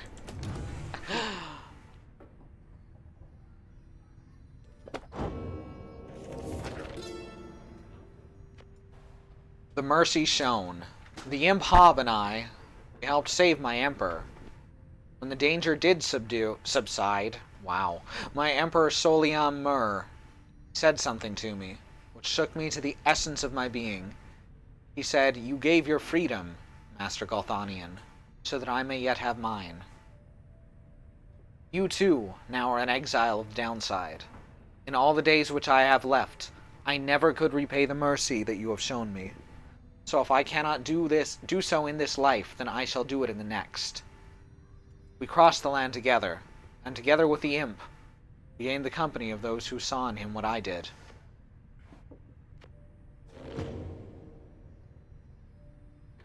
River frost, so cold it can burn the skin, but keeps the wagon cool and food fresher longer. A keepsake from the Slorian shore. Well, that's nice. I can turn it on and off. It's basically just a fridge, right? Basically just a fridge. Like, you put it in a box and you got a mini fridge. Jodariel appears to be prepared for whatever is to come this night. Though it's not yet dark, she's already in her raiment. Hedvin soon joins her, also looking ready. There we go. Any sign of Ruki? None as yet. Complained about a chafing at the collar of his mask. Our freedom might be hinging on that collar, then. I am certain that it is. They share a laugh together. The three of you exchange glances, but nothing is said nor needs to be. Soon, if Volford is to be believed, one of your companions may regain his or her freedom. The horns in the concept of the game are not something to be necessarily envious of. In the context of the world, they grow on you at the longer you're in the downside, until the point that, and basically mark you as a criminal if you ever reach the Commonwealth. Hey, what'd I miss? Am I late? Is it starting? Is it starting yet? Yeah, same. Easy, Rookie. We got a little time. It isn't starting yet. How fare your struggles with your mask, Greentail? Feeling a lot better, thanks. Just had to smash it repeatedly against a wall for a bit. Put some of the old nerves to bed there for good measure. So this is really happening, huh? One of us might be getting out of here, like, soon. By dawn, in fact, if all goes well. Y'all see that? That was weird. If all goes well. It's one way to look at it, I guess. What are you getting at, Greentail? Well, it's just... we might be breaking up the band here, people. If one of us gets out. That's been bugging me for a while now. Thought we all were getting out of here at the same time. He shoots a look at you. Some of us, we might not be getting out of here at all. Edvin slams his fist against the wall. Little blue simmer, yeah, they have mood background sometimes. I hadn't noticed it before if it's happened. Sir Gilman, oh, right, like the flicker. I'd never seen the blue one, I don't think. No, I saw it once before that, and it was on, oh, I forgot his name already. The tree. And it was on him, and I assumed it was something specifically to do with him. No, not if I can help it. We made a promise to each other, each of us, the four of us. We're all getting out of here. The blue one is worry. That makes sense. I care about the others too, I do, but we've been here from the start. I want you to know, my promise is to you, and I believe you'll do the same for me. So it's like this. If any one of us gets out, great. But it's just a start. We're gonna do whatever it takes on the other side to make it so the rest of us can get back too. Why, you think they're gonna build a bridge down here if we ask nice or something? I don't know what it's going to take. I just know we have to try. Jodariel turns to you. Reader, we shall find a way. She nods to reassure you and to reassure herself. Ruki nods his head in turn. And Hedvin's gaze never once falters. New Minecraft project, Bridge to the Downside. I mean, we already kind of have that, right? You know, Alice has already basically created a bridge to a Drapper area. Well, my friends, I think it's just about time. Let's go. I don't know Minecraft very well, but I don't think you can connect... I don't think you can connect the overworld to hell except through a portal. Like, they're separate maps. One by one, they turn towards the door. The fall of Soliam awaits, a vital step in your quest for freedom, yet you feel in your heart that it shall only be the first. Your 3 companions each gained +1 hope for the liberation rite. Hell yeah! Sure, we can lead a railway into a portal. Yeah, I bet you could, like, make a cart jump off the end of one.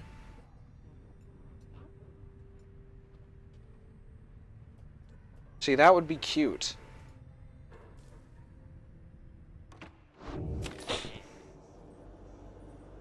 Alright, here we go. Let's go to the slug market. Psst, hey guys! Just so you're aware and all, I know how come you're here. How come you made it all the way up here? Oh, I know alright. Yeah, here, because I got the lowest prices in all the downside, am I right? And some of the new stuff I got in stock, you got a lot of value in there, an awful lot. Yes, that is exactly right, Ron.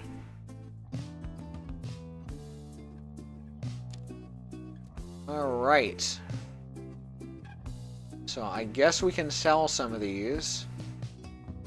Well, let's sell that. I don't need it very much. We can sell the Kerfang now, too. It was useful briefly, but now we've got better. We've got the Luminous Idol, which is super good, so we're keeping that, but it can be upgraded. Lucrative Contract I may still put on someone. We got all kinds of Stardust stuff.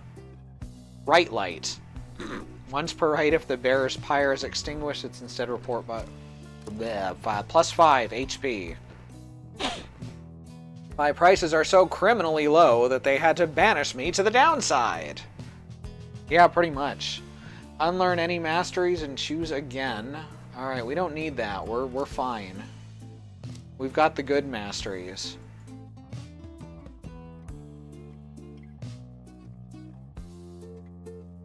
Okay, wow. So I didn't realize it immediately, but that doesn't show any limit on that. That doesn't say once per match or anything. That's really good. We'll keep that in mind for later. Right now, let's get some Stardust.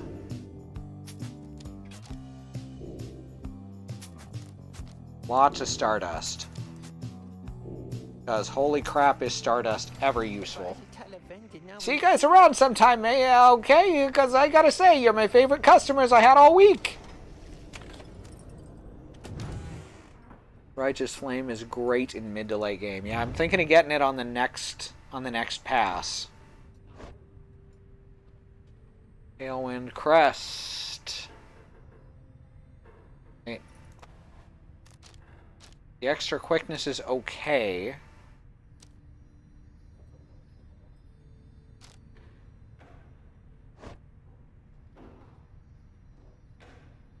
Alright, let's... Because she's really good at dunking, this will make her better at dunking.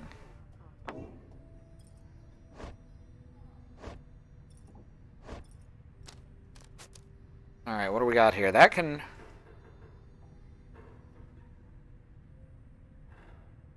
Wow, I can raise that even more, huh? Yeah, let's actually have the amount that Tizo's abilities cost. That's nuts. You mean Stardust? I mean, yeah, that too. Ooh, I wonder just how good I can make that.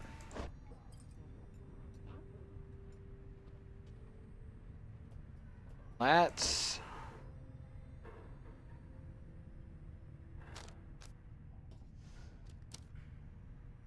dunk the lucrative contract on her. I don't know who I want to send back. I don't want to lose any of these characters. Alright, let's keep dumping stuff onto Tizo until he basically can just go forever. There. Rank 15 Legendary Talisman. Tizo's Flutter and Zip abilities cost less stamina than usual, minus 75%. There, now Tizo's good.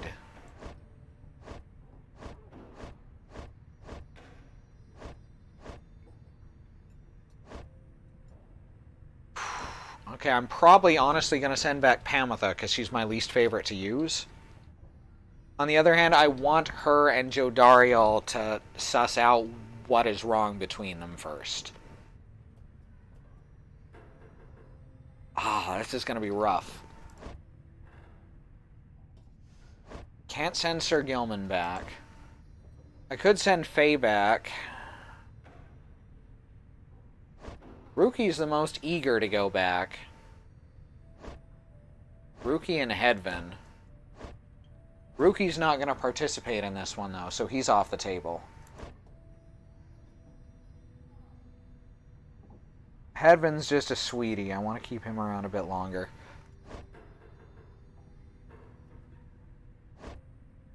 Yeah, we'll probably send Pamitha back. Ah, damn it.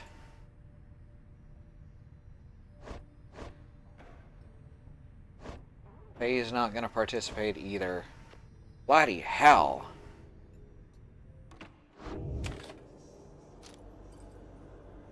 They're all my favorites. Is everyone prepared, Hedvin? Yes, though several of us have another question that's been troubling us. Need but ask. You said that one of us is going to return to the Commonwealth if we defeat the Tempers in the rites this night. What happens if we fail? Hedvin, my boy, don't you see? The path to freedom and the path to enlightenment are one and the same. You intend to stray from that path. No. Then you have nothing to fear. But let me be much more upfront with you. Should you be defeated by the Tempers this night, then one of them shall go free instead of you. It is as simple as that. What then is to be done? Very same as if we achieve victory. We await our next such opportunity. Make the most of it. Tonight our plan is set in motion. Alfred's ambitions plot to spark a revolution in the Commonwealth as peacefully as possible. The plan's current probability of success, 19%. We shall stand together, shoulder to shoulder, as the scribes themselves once stood. We are united in our cause. We shall look as ever toward the stars for guidance, and seize upon our future chances just as they arrive. So look up, my boy, and set aside your doubts. It's time to take great strides along this path.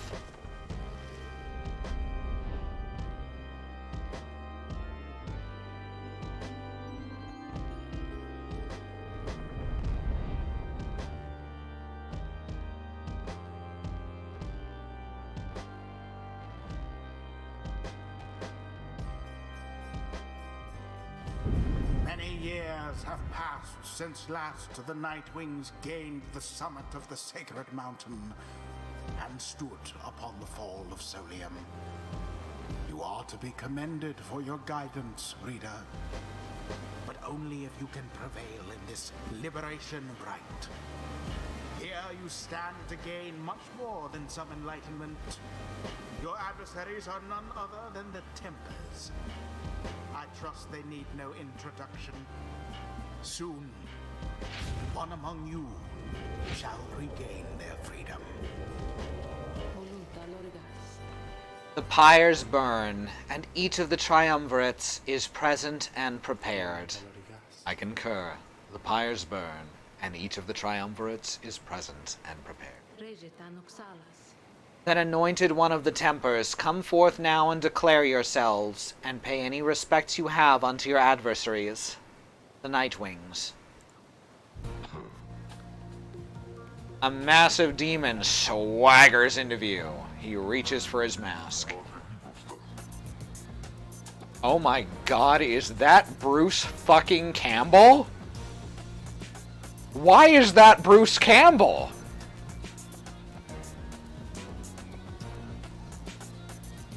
Y'all seeing this guy?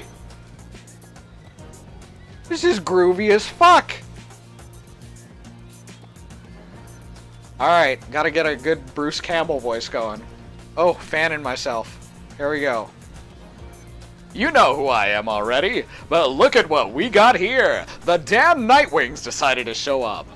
Almost figured we were never gonna see the day again. He takes notice of someone in your ranks. Hey, you!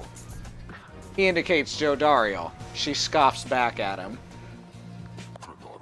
Lose the mask. Ain't seen one of our own in ages, not in these damn robes. Joe Dario's hesitation is almost imperceptible before she moves to remove her mask, just as her adversary asked.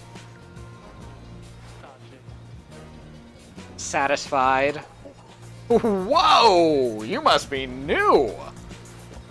Joe Dario soon puts her mask back on. Enough talk. Ha! I like you, curly horns. Tell you what, once we put out your lights, you come along with these guys. We're gonna have a spot open. Only shame is, I ain't gonna be around to show you a good time. No, but he's even his... Okay, now I know it's intentional because he's just Ash. I should rather cut out my tongue. Ah, you don't mean that. Our kind, we oughta stick together. Now come on! Ignarius throws his mask back on as his allies snarl at the rest of you. Fan self, oh my, those are some large horns. Have the Nightwings reached a decision on whose behalf they shall conduct this rite? The lone minstrel gets your attention in his subtle way. Reader, this is it. The first companion whom you choose shall be anointed to go free this very night if you prevail. The other two in the triumvirate shall lend their aid. Ignarius is ludicrous and I kind of love him. He's pretty amazing. As you may know, only the most enlightened in the rites are eligible to go free. Not all among you may be ready yet. Now, Nightwings, I would have your decision. Who most deserves their freedom? Ooh, only have 3 choices. Godario, Ruki, or Tizo. Shit. Oh man, I want to keep all of them.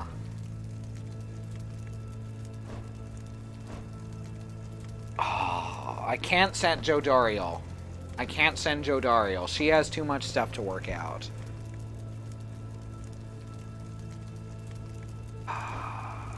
I just powered up Tizo. That's a selfish thing to say, but I don't want to send Tizo because I just powered up his amulet all the way. Oh. And at the same time... we're gonna send Tizo. We're gonna send Tizo because he wants to see the Commonwealth one day. Alright, this is gonna hurt. You're right. Tizo. Tizo seems stunned by your decision, though is very grateful to you for it all the same. You get rid of Joe Dario, there is going to be hell to pay. Like I said, Joe Dario absolutely has to work stuff out before I'm going to have her go back up. Then the Gate Guardian looks upon you and your adversaries. Very well then, under the watch of the 8 scribes, here are the stakes of this eve's liberation rite. Should the Nightwings prevail, the one called Tizo shall be liberated. Should the Tempers prevail, the exile Ignarius shall go free instead. She then turns to you. Now who among the Nightwings shall complete your triumvirate to strive alongside Tizo and see his return to glory? Who shall strive for him? I mean, obviously Gilman. Sir Gilman. I 100% kept Jodie around till the penultimate right because I'm selfish and terrible and she's so great. I at least want her and Pamitha to work out what's wrong between them. Because there's obviously more to it than simple prejudice. By this night honor, he shall do his very best. And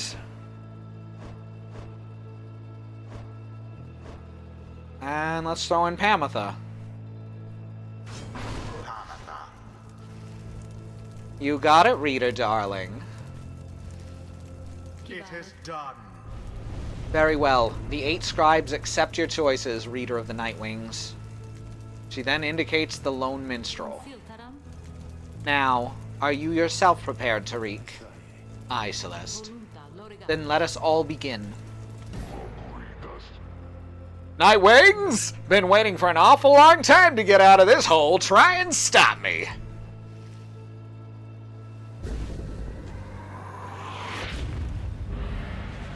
Commence. Gotcha.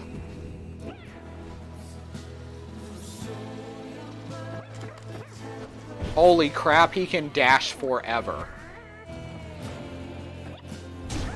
Holy crap! So this is his final battle, and that's okay.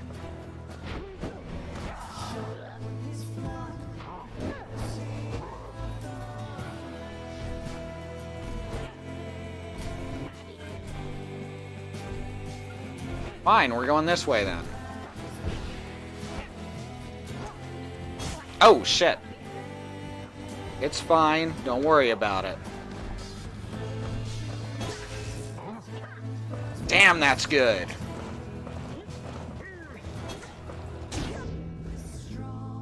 I have a hard time steering people quickly into the fire, by the way.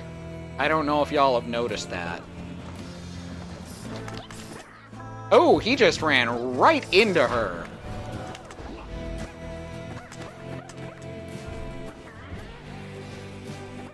Oh, shit. Almost.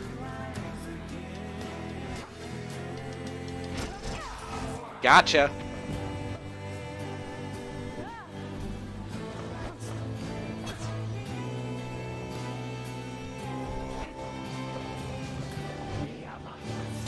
Oh, okay. I thought I missed it for a sec.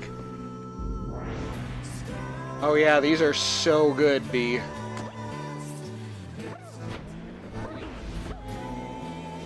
Oh right, I forgot he regains all of his stamina now.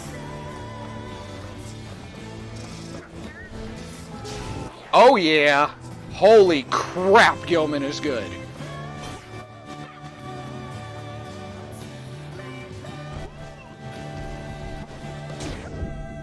Holy crap, Gilman is good. He just clicked.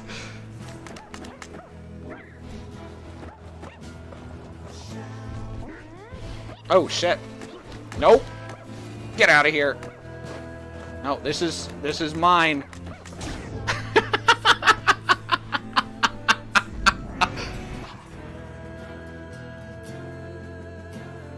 You good-for-nothing Nightwings! Skip out on us for years and years, then show up all of a sudden like you're gonna let somebody out for once, but now we gotta work for it, I guess. No, it's that the sounds are supposed to be loud, but it's trying to maintain a balance so it doesn't burst your ears, so it lowers the volume of the music to make the sound seem louder. It's an artistic choice, I believe. Damn it! I used to be the best, at this at least, but now the pressure's getting to me. Can't believe it's getting to... Moira. I doubt you'd even recognize me anyway.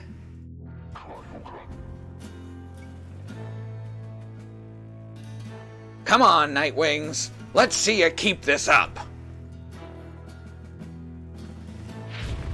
The demon whom you face was once a man. Long since tainted by the downside, or rather by his crimes. I suspect his penance is not yet complete. Oh, yeah. Sir Gilman into flame. Now go.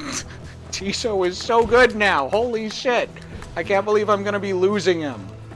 Right as I get him to this point that he's just fucking nuts. Oh, shit. Oh, damn. They actually got a goal. Well, I personally like the effect. Oh, damn. Yeah, just walk right into it. It's fine. Don't worry about it. Oh, shit. I just walked right into it. Thoroughly banished. Yoink. Now go on just once more. Oh, shit. Gotcha. Turn of events. Shit. I got stuck on the corner. Torrent. Oh, we're gonna lose one. We're gonna lose one. Oh, yeah, we lost it. Cannot take much more of that. Yeah, that's a hell of a hit.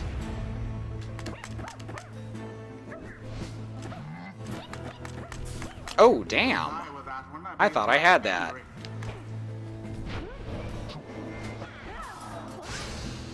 That was the last of them. Sure was. It is last. The Night Wings proved their worth. Ooh. And There are some good outcomes plays left there. Little room for doubt. Keep trying to do this effect in my music, but I can't because nothing I Thus use of ends percussion the is liberation clean of enough Rust. to not just constantly be And ducking thus everything else. Oh, that's The too bad. scribes have chosen. The exile appointed by the Night Wings shall be free, absolved of all misdeeds, return to glory in the Commonwealth. His adversary and all others shall remain Sorry, Bruce. to carry out their rightful sentences. Ah, what a joke! We should have had this. You should have had this. Got all rusty. You've been waiting so damn long. Damn it. Damn it. Night Wings, be seeing you around, I guess. And next time, you ain't gonna be so lucky. Went a little Macho Man there for a sec.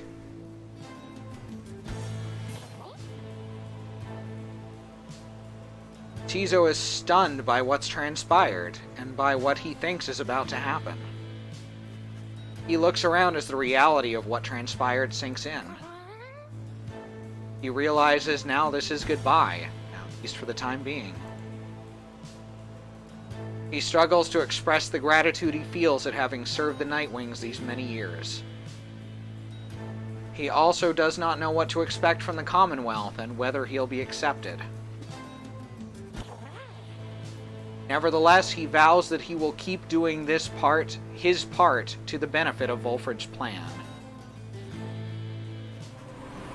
With that, he splashes into the Shimmer Pool and is gone from view. Hear him chirping one last time. Thus, beneath a blooded moon, the Sclorian waters rise for but a moment, only to fall again. Tizo wishes for the best for each of you, and asks that you remember him. Tizo has earned his freedom. May he return in glory. Godspeed, Tizo. The 8 scribes are ever merciful. By their grace, the cycle of the rites may soon commence again.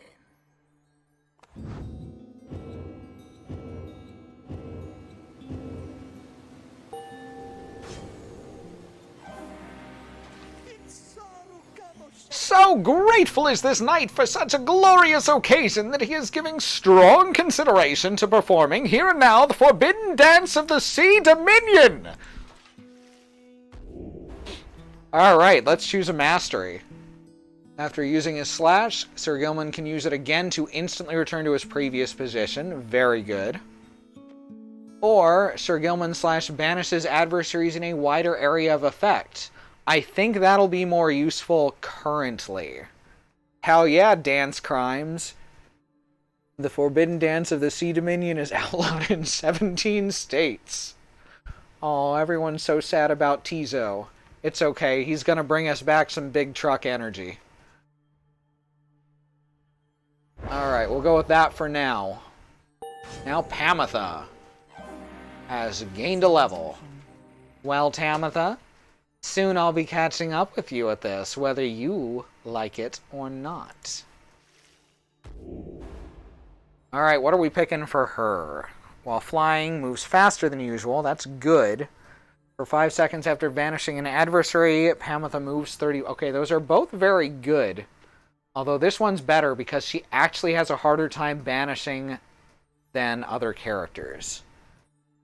He's off to murder every fish in the Commonwealth. That's right, he'll have his revenge. So let's look at the ultimates. Greater Celerity. Pamitha permanently gains +8 quickness, making her... Wow. That's pretty nasty. Or Natural Superiority. Pamitha permanently gains +4 quickness, presence, and hope, which would make her much better at banishment.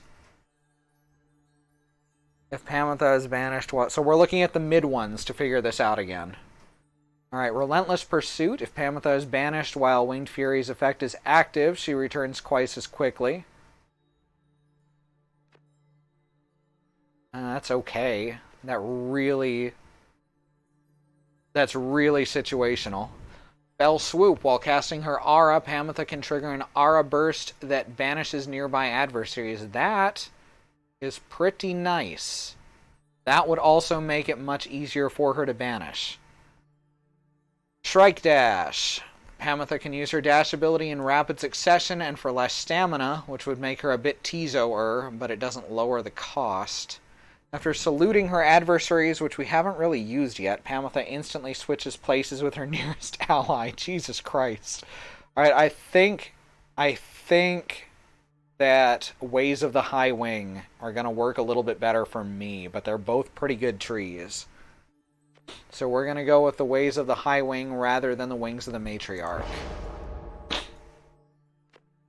The 8 scribes gave their freedom so that we may yet have ours.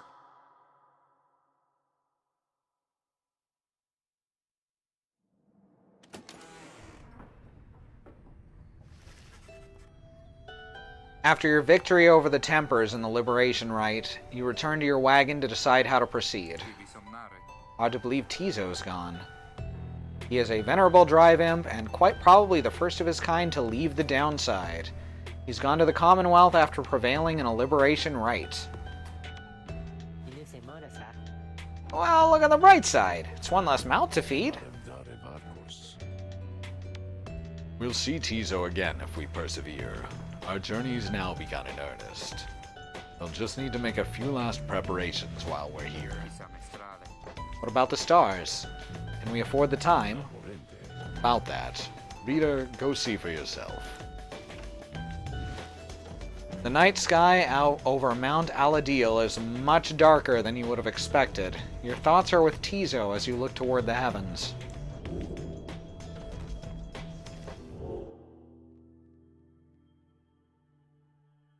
Well, I got nothing, y'all. There's a couple stars here, but none of them are shining. You search and search the sky, but in vain. No stars are shining now. The stars revealed nothing, did they not? You confirm his suspicions. It's as the book foretells. This is the chance we need to make ready for what lies ahead. There's a haven south of here we'll travel to at dawn. Stars decide to shine for us again. We'll be ready. Mark my words. Alright, 1 sec. I am gonna hit the BRB button. And we will, as the name implies, BRB, so don't go anywhere.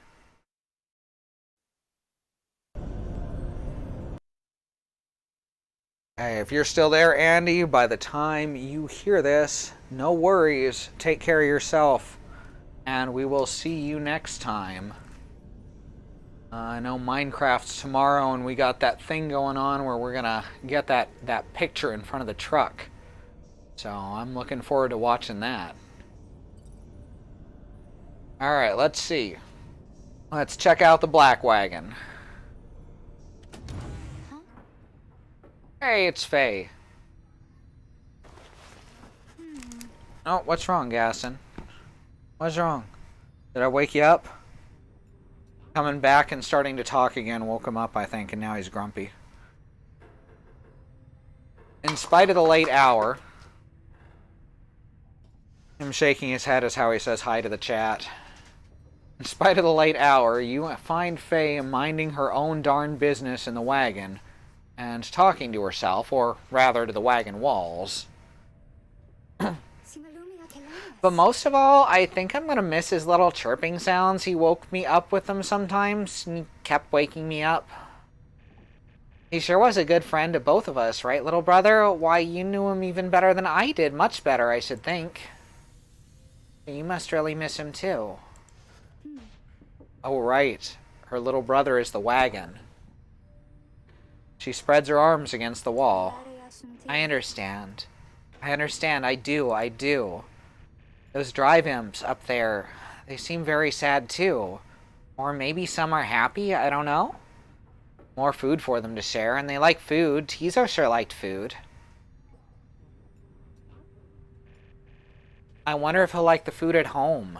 It's real different, right? And so maybe he won't, but he eats almost anything.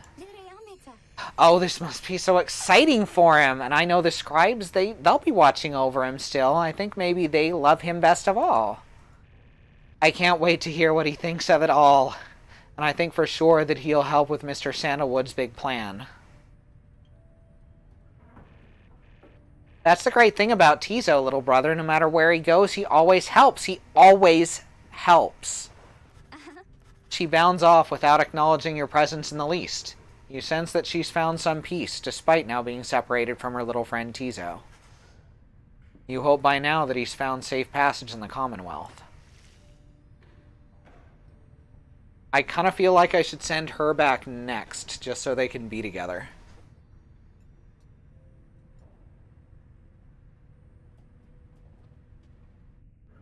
Pat the drive imps. Pat, pat, pat.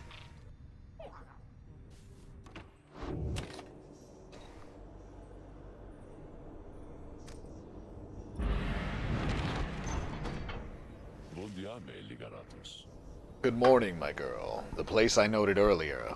Let me illuminate the way. The Moonlight Alcove, a small landing on the dark side of the Sacred Mountain. Bulford indicates you can await the next cycle of the rites here.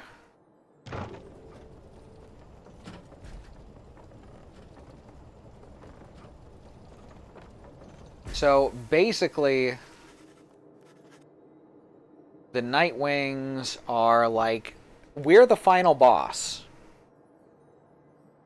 Basically, the Nightwings play against each team, and whoever performs the best gets to come up, but that doesn't make sense, because the demon... I don't understand this scoring system. We're John Cena. Oh, God. Bulford leads all of you into a calm and quiet clearing, tucked away inside one of the mountain's hidden folds. All about, you see a variety of strange items and equipment. Ooh, I love strange items and equipment. Bide your time.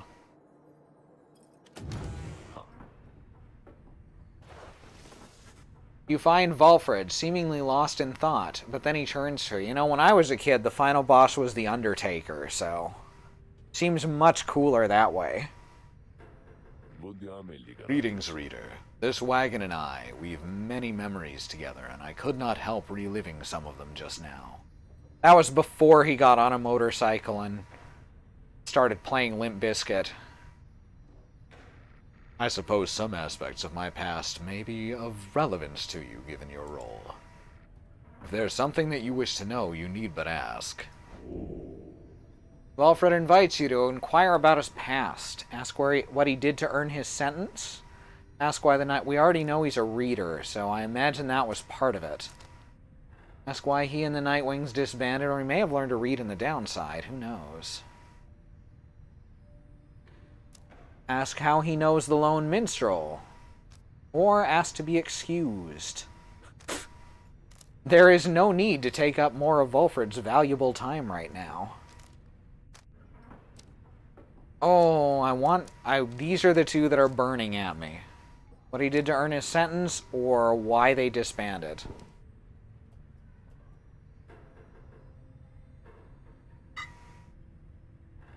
Someone in chat tell me what to do. How did he earn his sentence, or why did the Nightwings disband?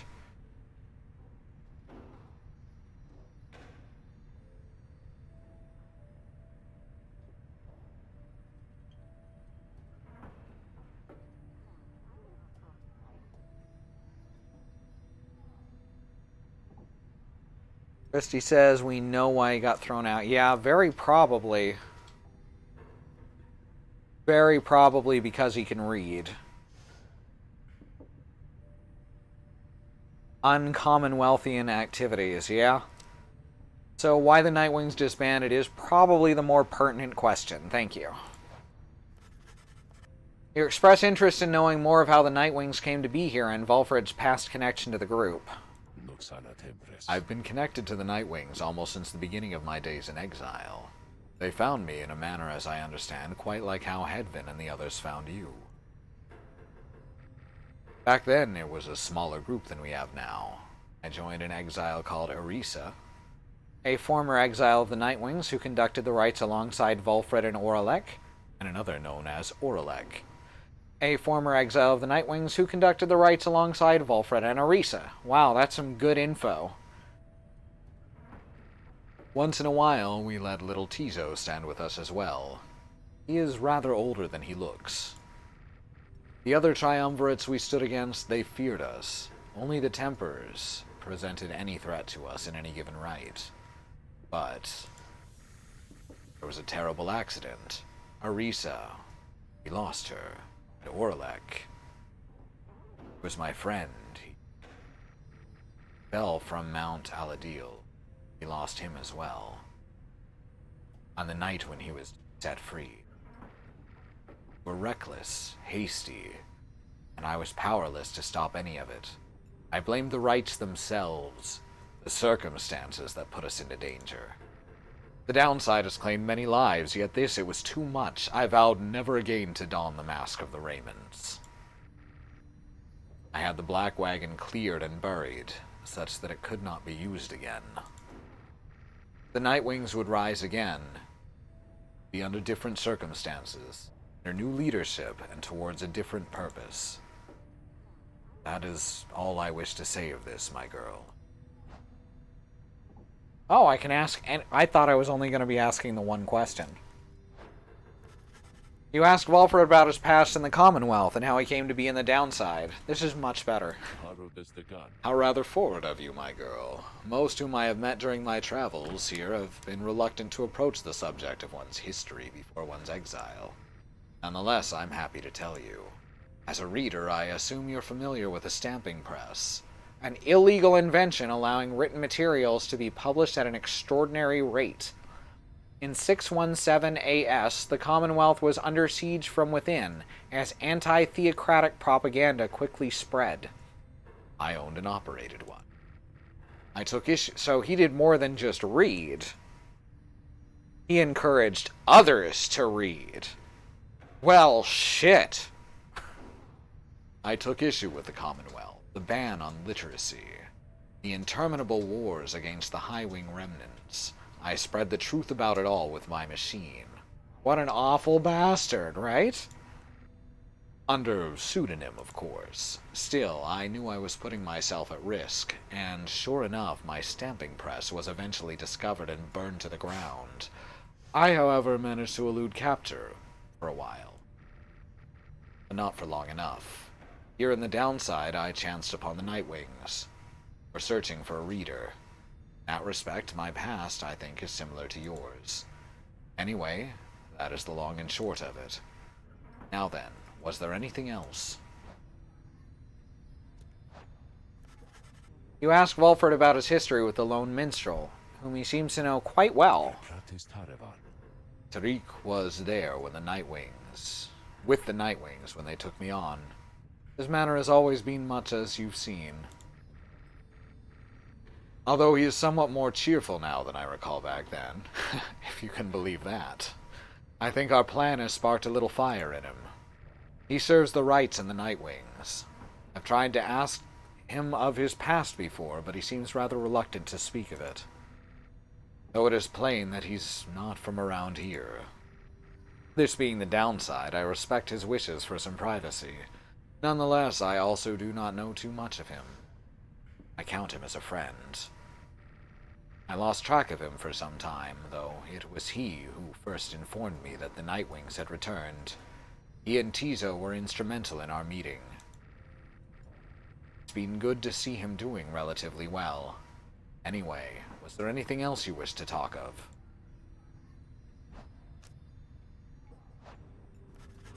You thank Volfred for his time and bid him a good rest of the afternoon. Likewise to you, reader. Be well.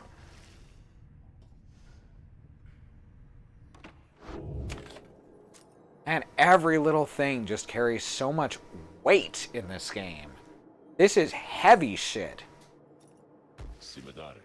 Everyone, the amenities are modest here at Moonlight Alcove, but I suggest you get comfortable. We may be here for some time. As for myself, I have some business to attend to. Please leave the wagon in my care for now. It shall be ready by when you need it next.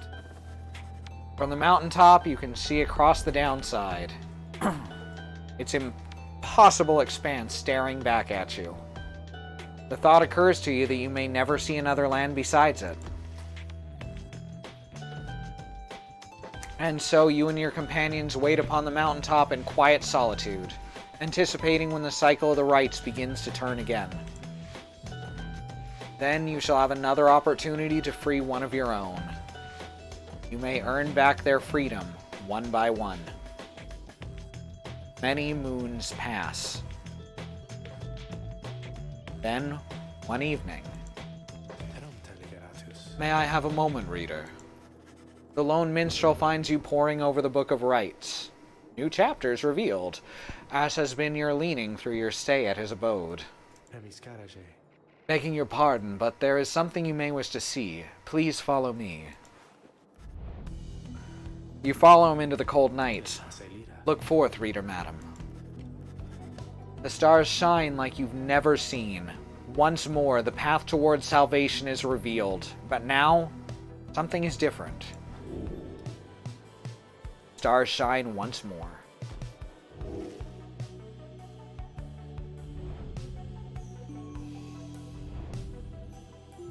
Hob, Jomur, Triesta. Each prior time you searched the stars, they showed to you a single path.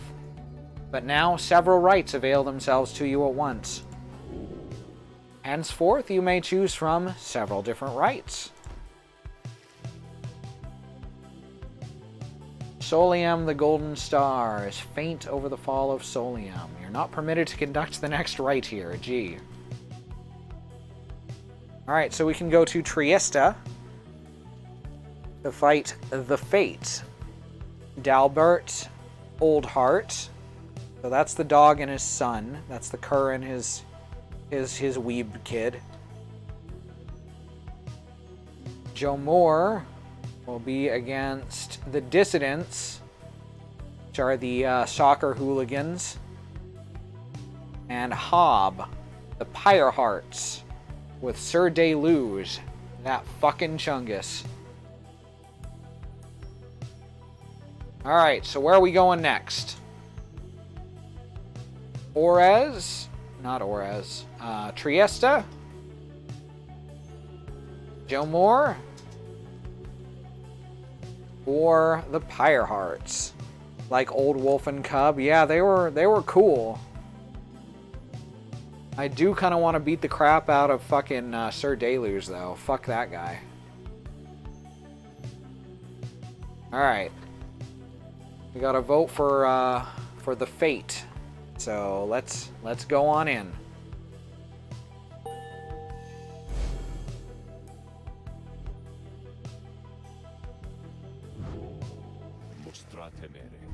The stars urge that we go to the nest of Triesta, a long way off.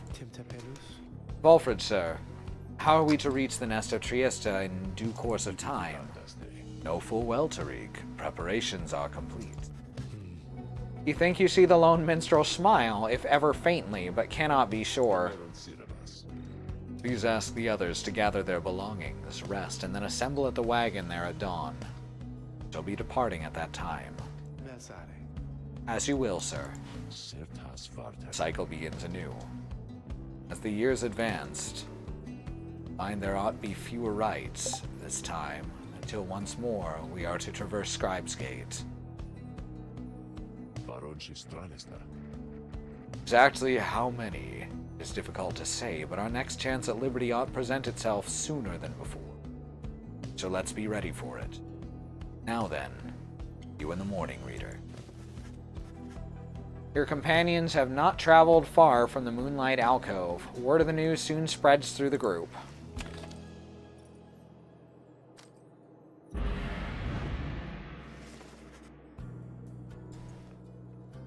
The next morning, Valfred calls everyone together before the Black Wagon. This old wagon is more than it appears. With Bertrude's aid, it escorted you across the sea to me. Now it shall escort us anywhere the stars require. Come and see. Valfred beckons you to join him in the wagon. Ooh, shiny things. Something's changed about the wagon's interior, you think? What looked before to be old cracks and signs of age now expose various intricate components once hidden from view. You are the Nightwings. You shall travel in their customary way. He turns to you, indicating levers and devices marked with symbols from the book. Ah, that's why we're the Nightwings. I get it.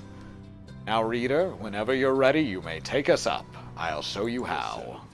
And everyone else, hang on to something.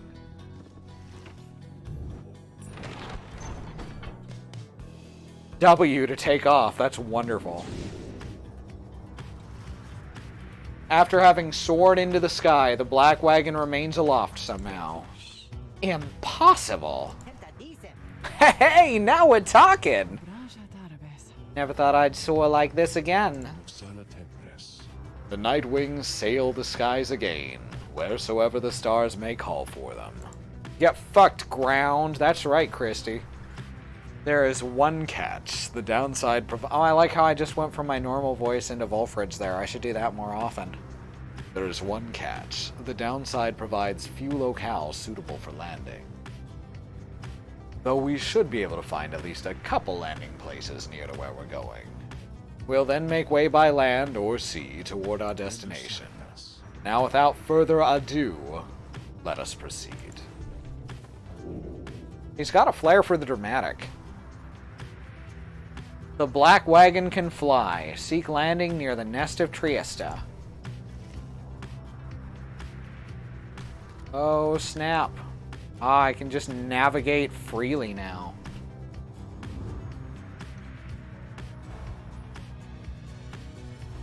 Hold shift to boost. Oh, of course. The unmistakable remains of Zilvia's horse-headed, which protrude from the ashen fire there below. Some have taken it to be a work of sculpture, reader. The mare Titan vanquished by the scribe Triesta Tithys. She broke the land beneath her burning hooves, whinnying vengeance. The tale of a Titan felled by Saint Triesta Tithys. That is more unbelievable than the thought that some daring exiles over many years carved this Titan's visage out of stone. Be that as it may, the climate and cliffs are home now to exiled harps, such as the Essence, whom you faced here when you first arrived. Even they do not all know of the locale's sacred significance. Alright, I can hit... Oh, no, I can't enter the wagon. Alright, so... Looks like our options are Highwing Cove or Black Shore? Yeah, looks like that's it. Blackwing Cove. Faye wants to land here. She senses the presence of the 8 scribes along this route. And Highwing Cove. The lone minstrel suggests that a good supply of stardust may be found along this route. Ooh, I like the sound of that. Alright, let's go by Highwing Cove then. I'm making an executive decision.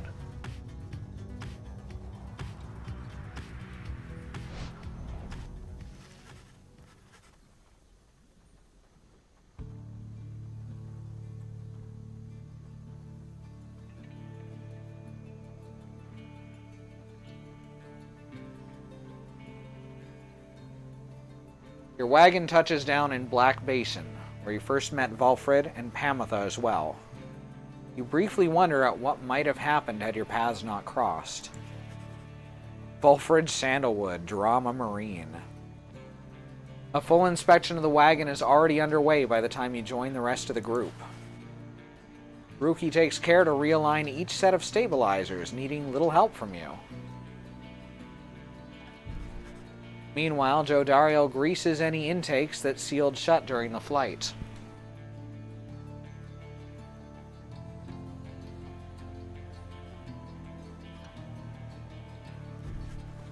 You soon run into Valfrid, who has further details to report. Systems are nominal. The wagon's fit to journey onward at dawn's light.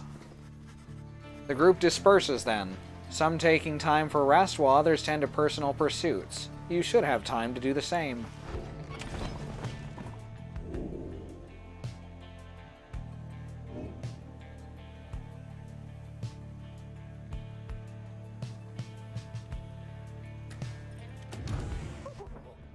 Alright, let's take a look at some of the new stuff in the wagon.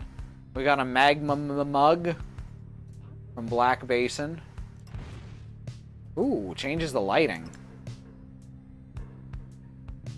Got the canvas wings. The black wagon is flight capable, though by which means you do not fully grasp as of yet.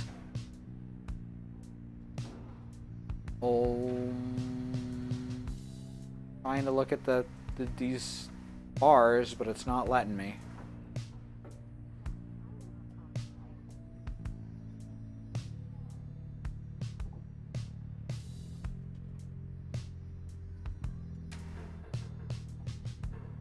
Grease Stone exhibits a flagrant disregard for natural law, thus providing light entertainment.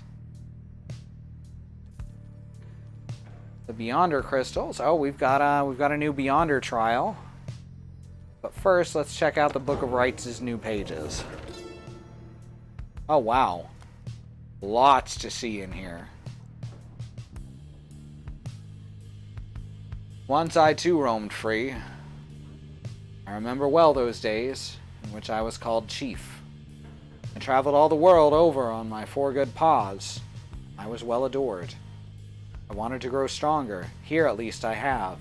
I shall not mince my words. This place shall either harden or kill you. It shall haunt you with old memories.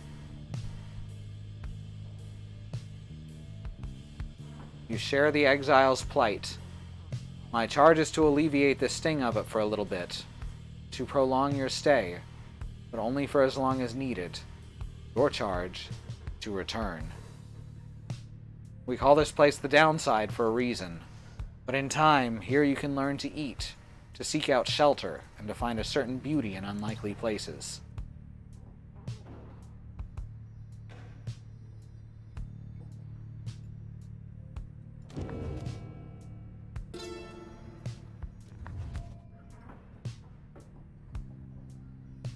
Oh, what? The first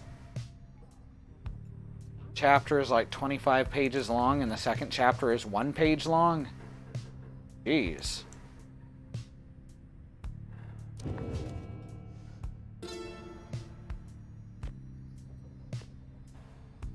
The continent we called Black Basin shall one day tear itself apart, arriving upon blackened, molten crags, tolerable only by the harp trista.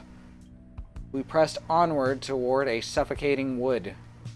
This land felt to us somehow primordial. Deep in its roots and noxious crevasses lay innumerable clues as to its ancient history, but we had little time to excavate, for our supplies by then were thin. Further, we were lost. Our best attempts at circumnavigation all had failed. It was Lou Slorian who reached out at last unto the stars and revealed the way. Then, we at last could see the sacred Mount Aladil there in the distance.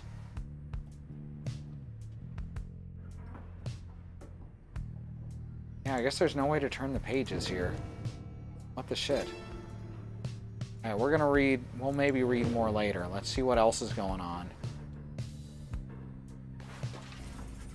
Sir Gilman is shivering there after the Black Wagon's maiden voyage through the skies. You land at Black Basin. You are greeted by a bespectacled man. He is wielding a crowbar and covered in blood. Black Basin would be the at the foot of the Black Mesa. Master Reader, this knight is very slightly out of sorts is all.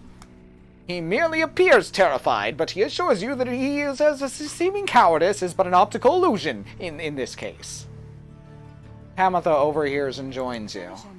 Flying's not for everyone, Sir Knight. This knight heartily concurs, though how anyone at all can stand it, he has yet to understand. Why, let's see. What's it like to swim the waters of the Sea Dominion?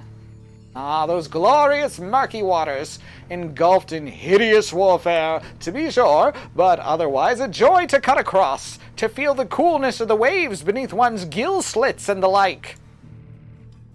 Though this knight is now accustomed to his life above the surface.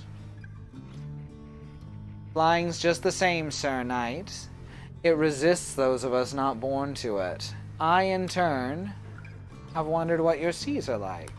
But the thought of swimming fills me with disgust. Though I haven't had to swim, and you now have to fly, that's very brave of you. And you handled it better than some harp fledglings I've met in my day. You'll get used to it. She departs, but you sense Sir Gilman is feeling better after the exchange. Sir Gilman has gained +1 hope. Achievement unlocked. There for them. Alright. My lovely reader comes to me again. To what do I owe this pleasure? You have invoked Sandra from the Beyonder Crystal. Ah, my best friend in all the world, come to visit me yet again. Does it make you uncomfortable, perhaps, that I should call you thus?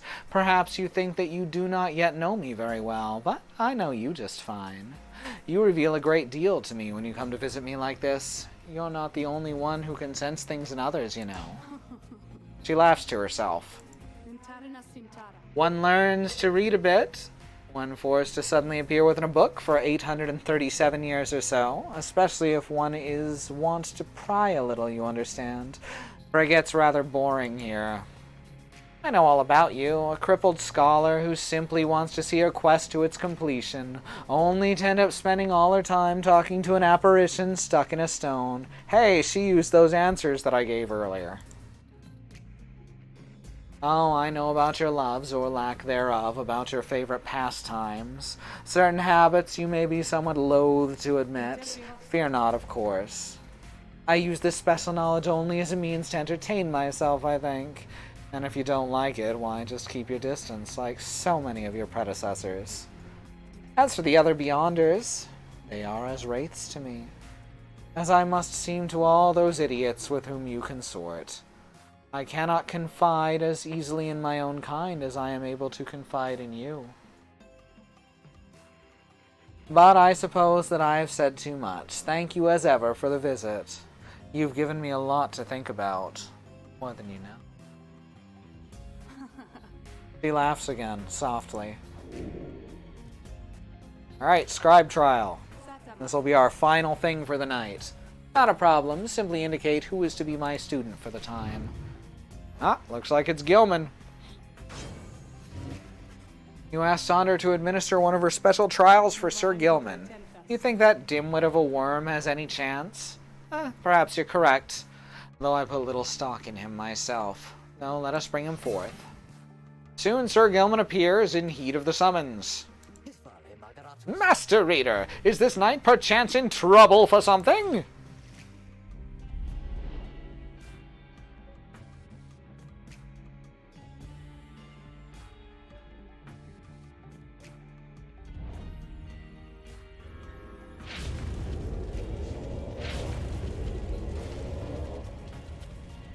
The apparition Sandra appears and unfastens her mask. Listen well, Worm. You answer to me here. As you will, Your Highness. Your Highness. I like the sound of that, though flattery shall get you nowhere here. Demonstrate your competence to me, Worm. You shall have to do it mostly on your own, though, under the guidance of your lovely reader. I trust you're prepared. Of course, Your Highness. This knight accepts this challenge. Here we go. Ooh, a demon, a hag, and... Oh, shit. Wow, I fucked that up just immediately, huh? Oh, shit. I thought I had that. I moved the wrong direction.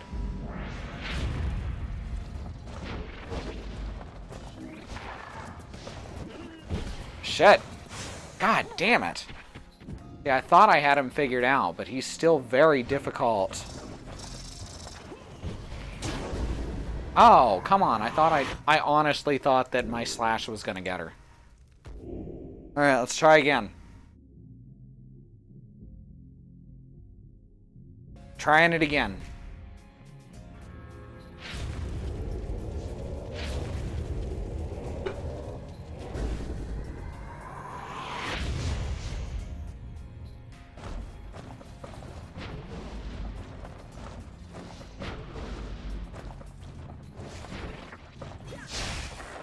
There we go.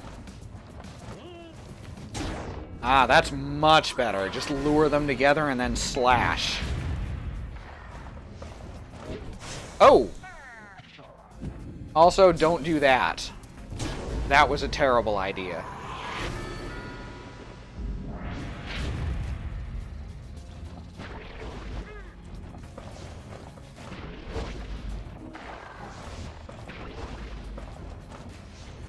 Oh, fuck. God damn it.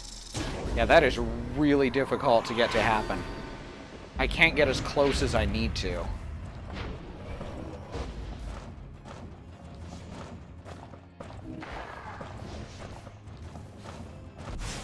Oh, what?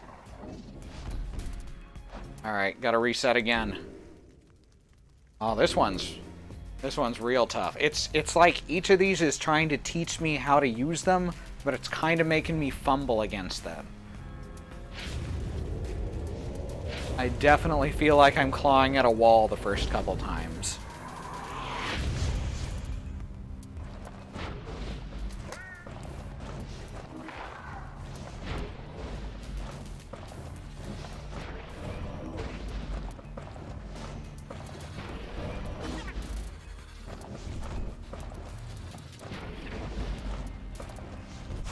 God damn it.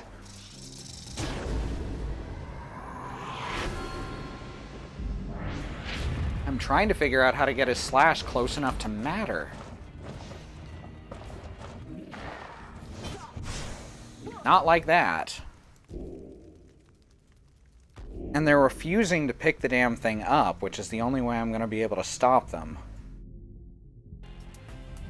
Alright, I gotta lure one of them into picking it up. That seems to be the main thing. He's very good at counterattacking and not so good at attacking.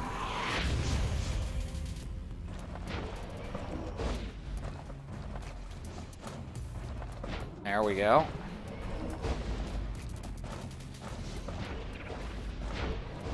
Alright. That didn't work. I'm legitimately confused as to what I'm supposed to be doing.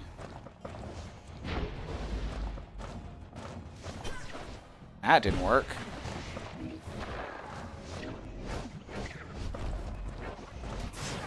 Okay. I thought I saw my slash go off, but I died anyway. Wow, this is rough. Obviously, there's some way to do this. I just need to figure out what that is.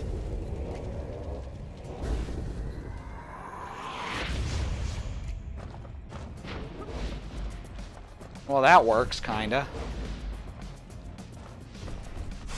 Okay, that did not work.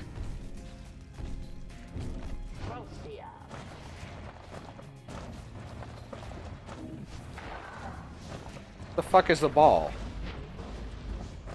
Oh, she still had it. Okay.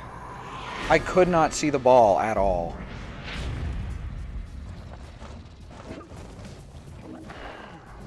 Oh, there's a barrier there. There we go. Alright, if I can just sneak in and sneak out.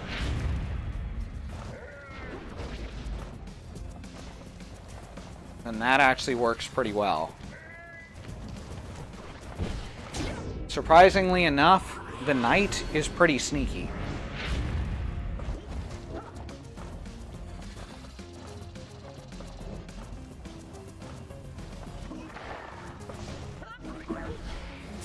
There we go.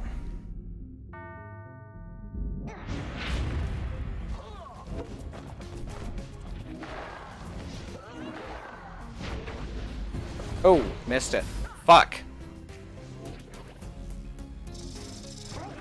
Oh, come on.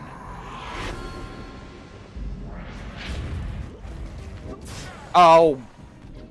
Okay. Could not move my mouse in time. That's fine. Oh, fucking shit.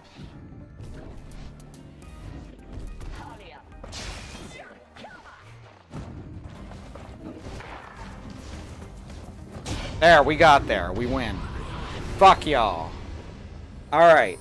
Now I'm kind of seeing Gilman's limitations. His aura being so tiny is a serious handicap. Huzzah! This knight prevails! On the other hand, he's extremely effective at counterattacking. I have no choice but to concur with that assessment, Worm. Your performance was sufficient, and you passed my test. Thus, congratulations are in order to you and to your lovely reader. Now, farewell. Excuse me.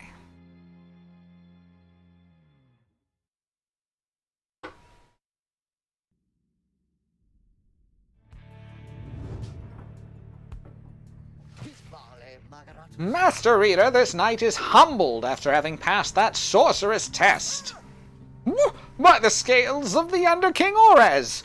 What is that you have? You received Orez's scale for completing Sir Gilman's trial. Rank 10, so it can be ranked. Sir Gilman jumps further than... I haven't even been using his jump, and I really should be. Oh, that's what I was fucking up. I should have been jumping around, huh? Oh well, I beat it on hard mode then.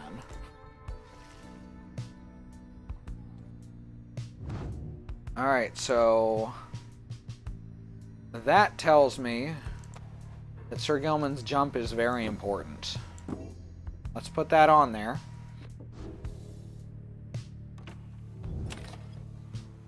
And let's call it a night.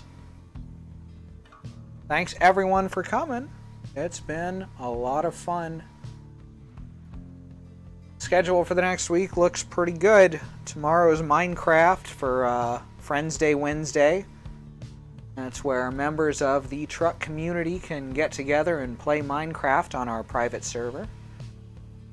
If you are a regular and you do not have access, please hit us up and we'll get you squared away.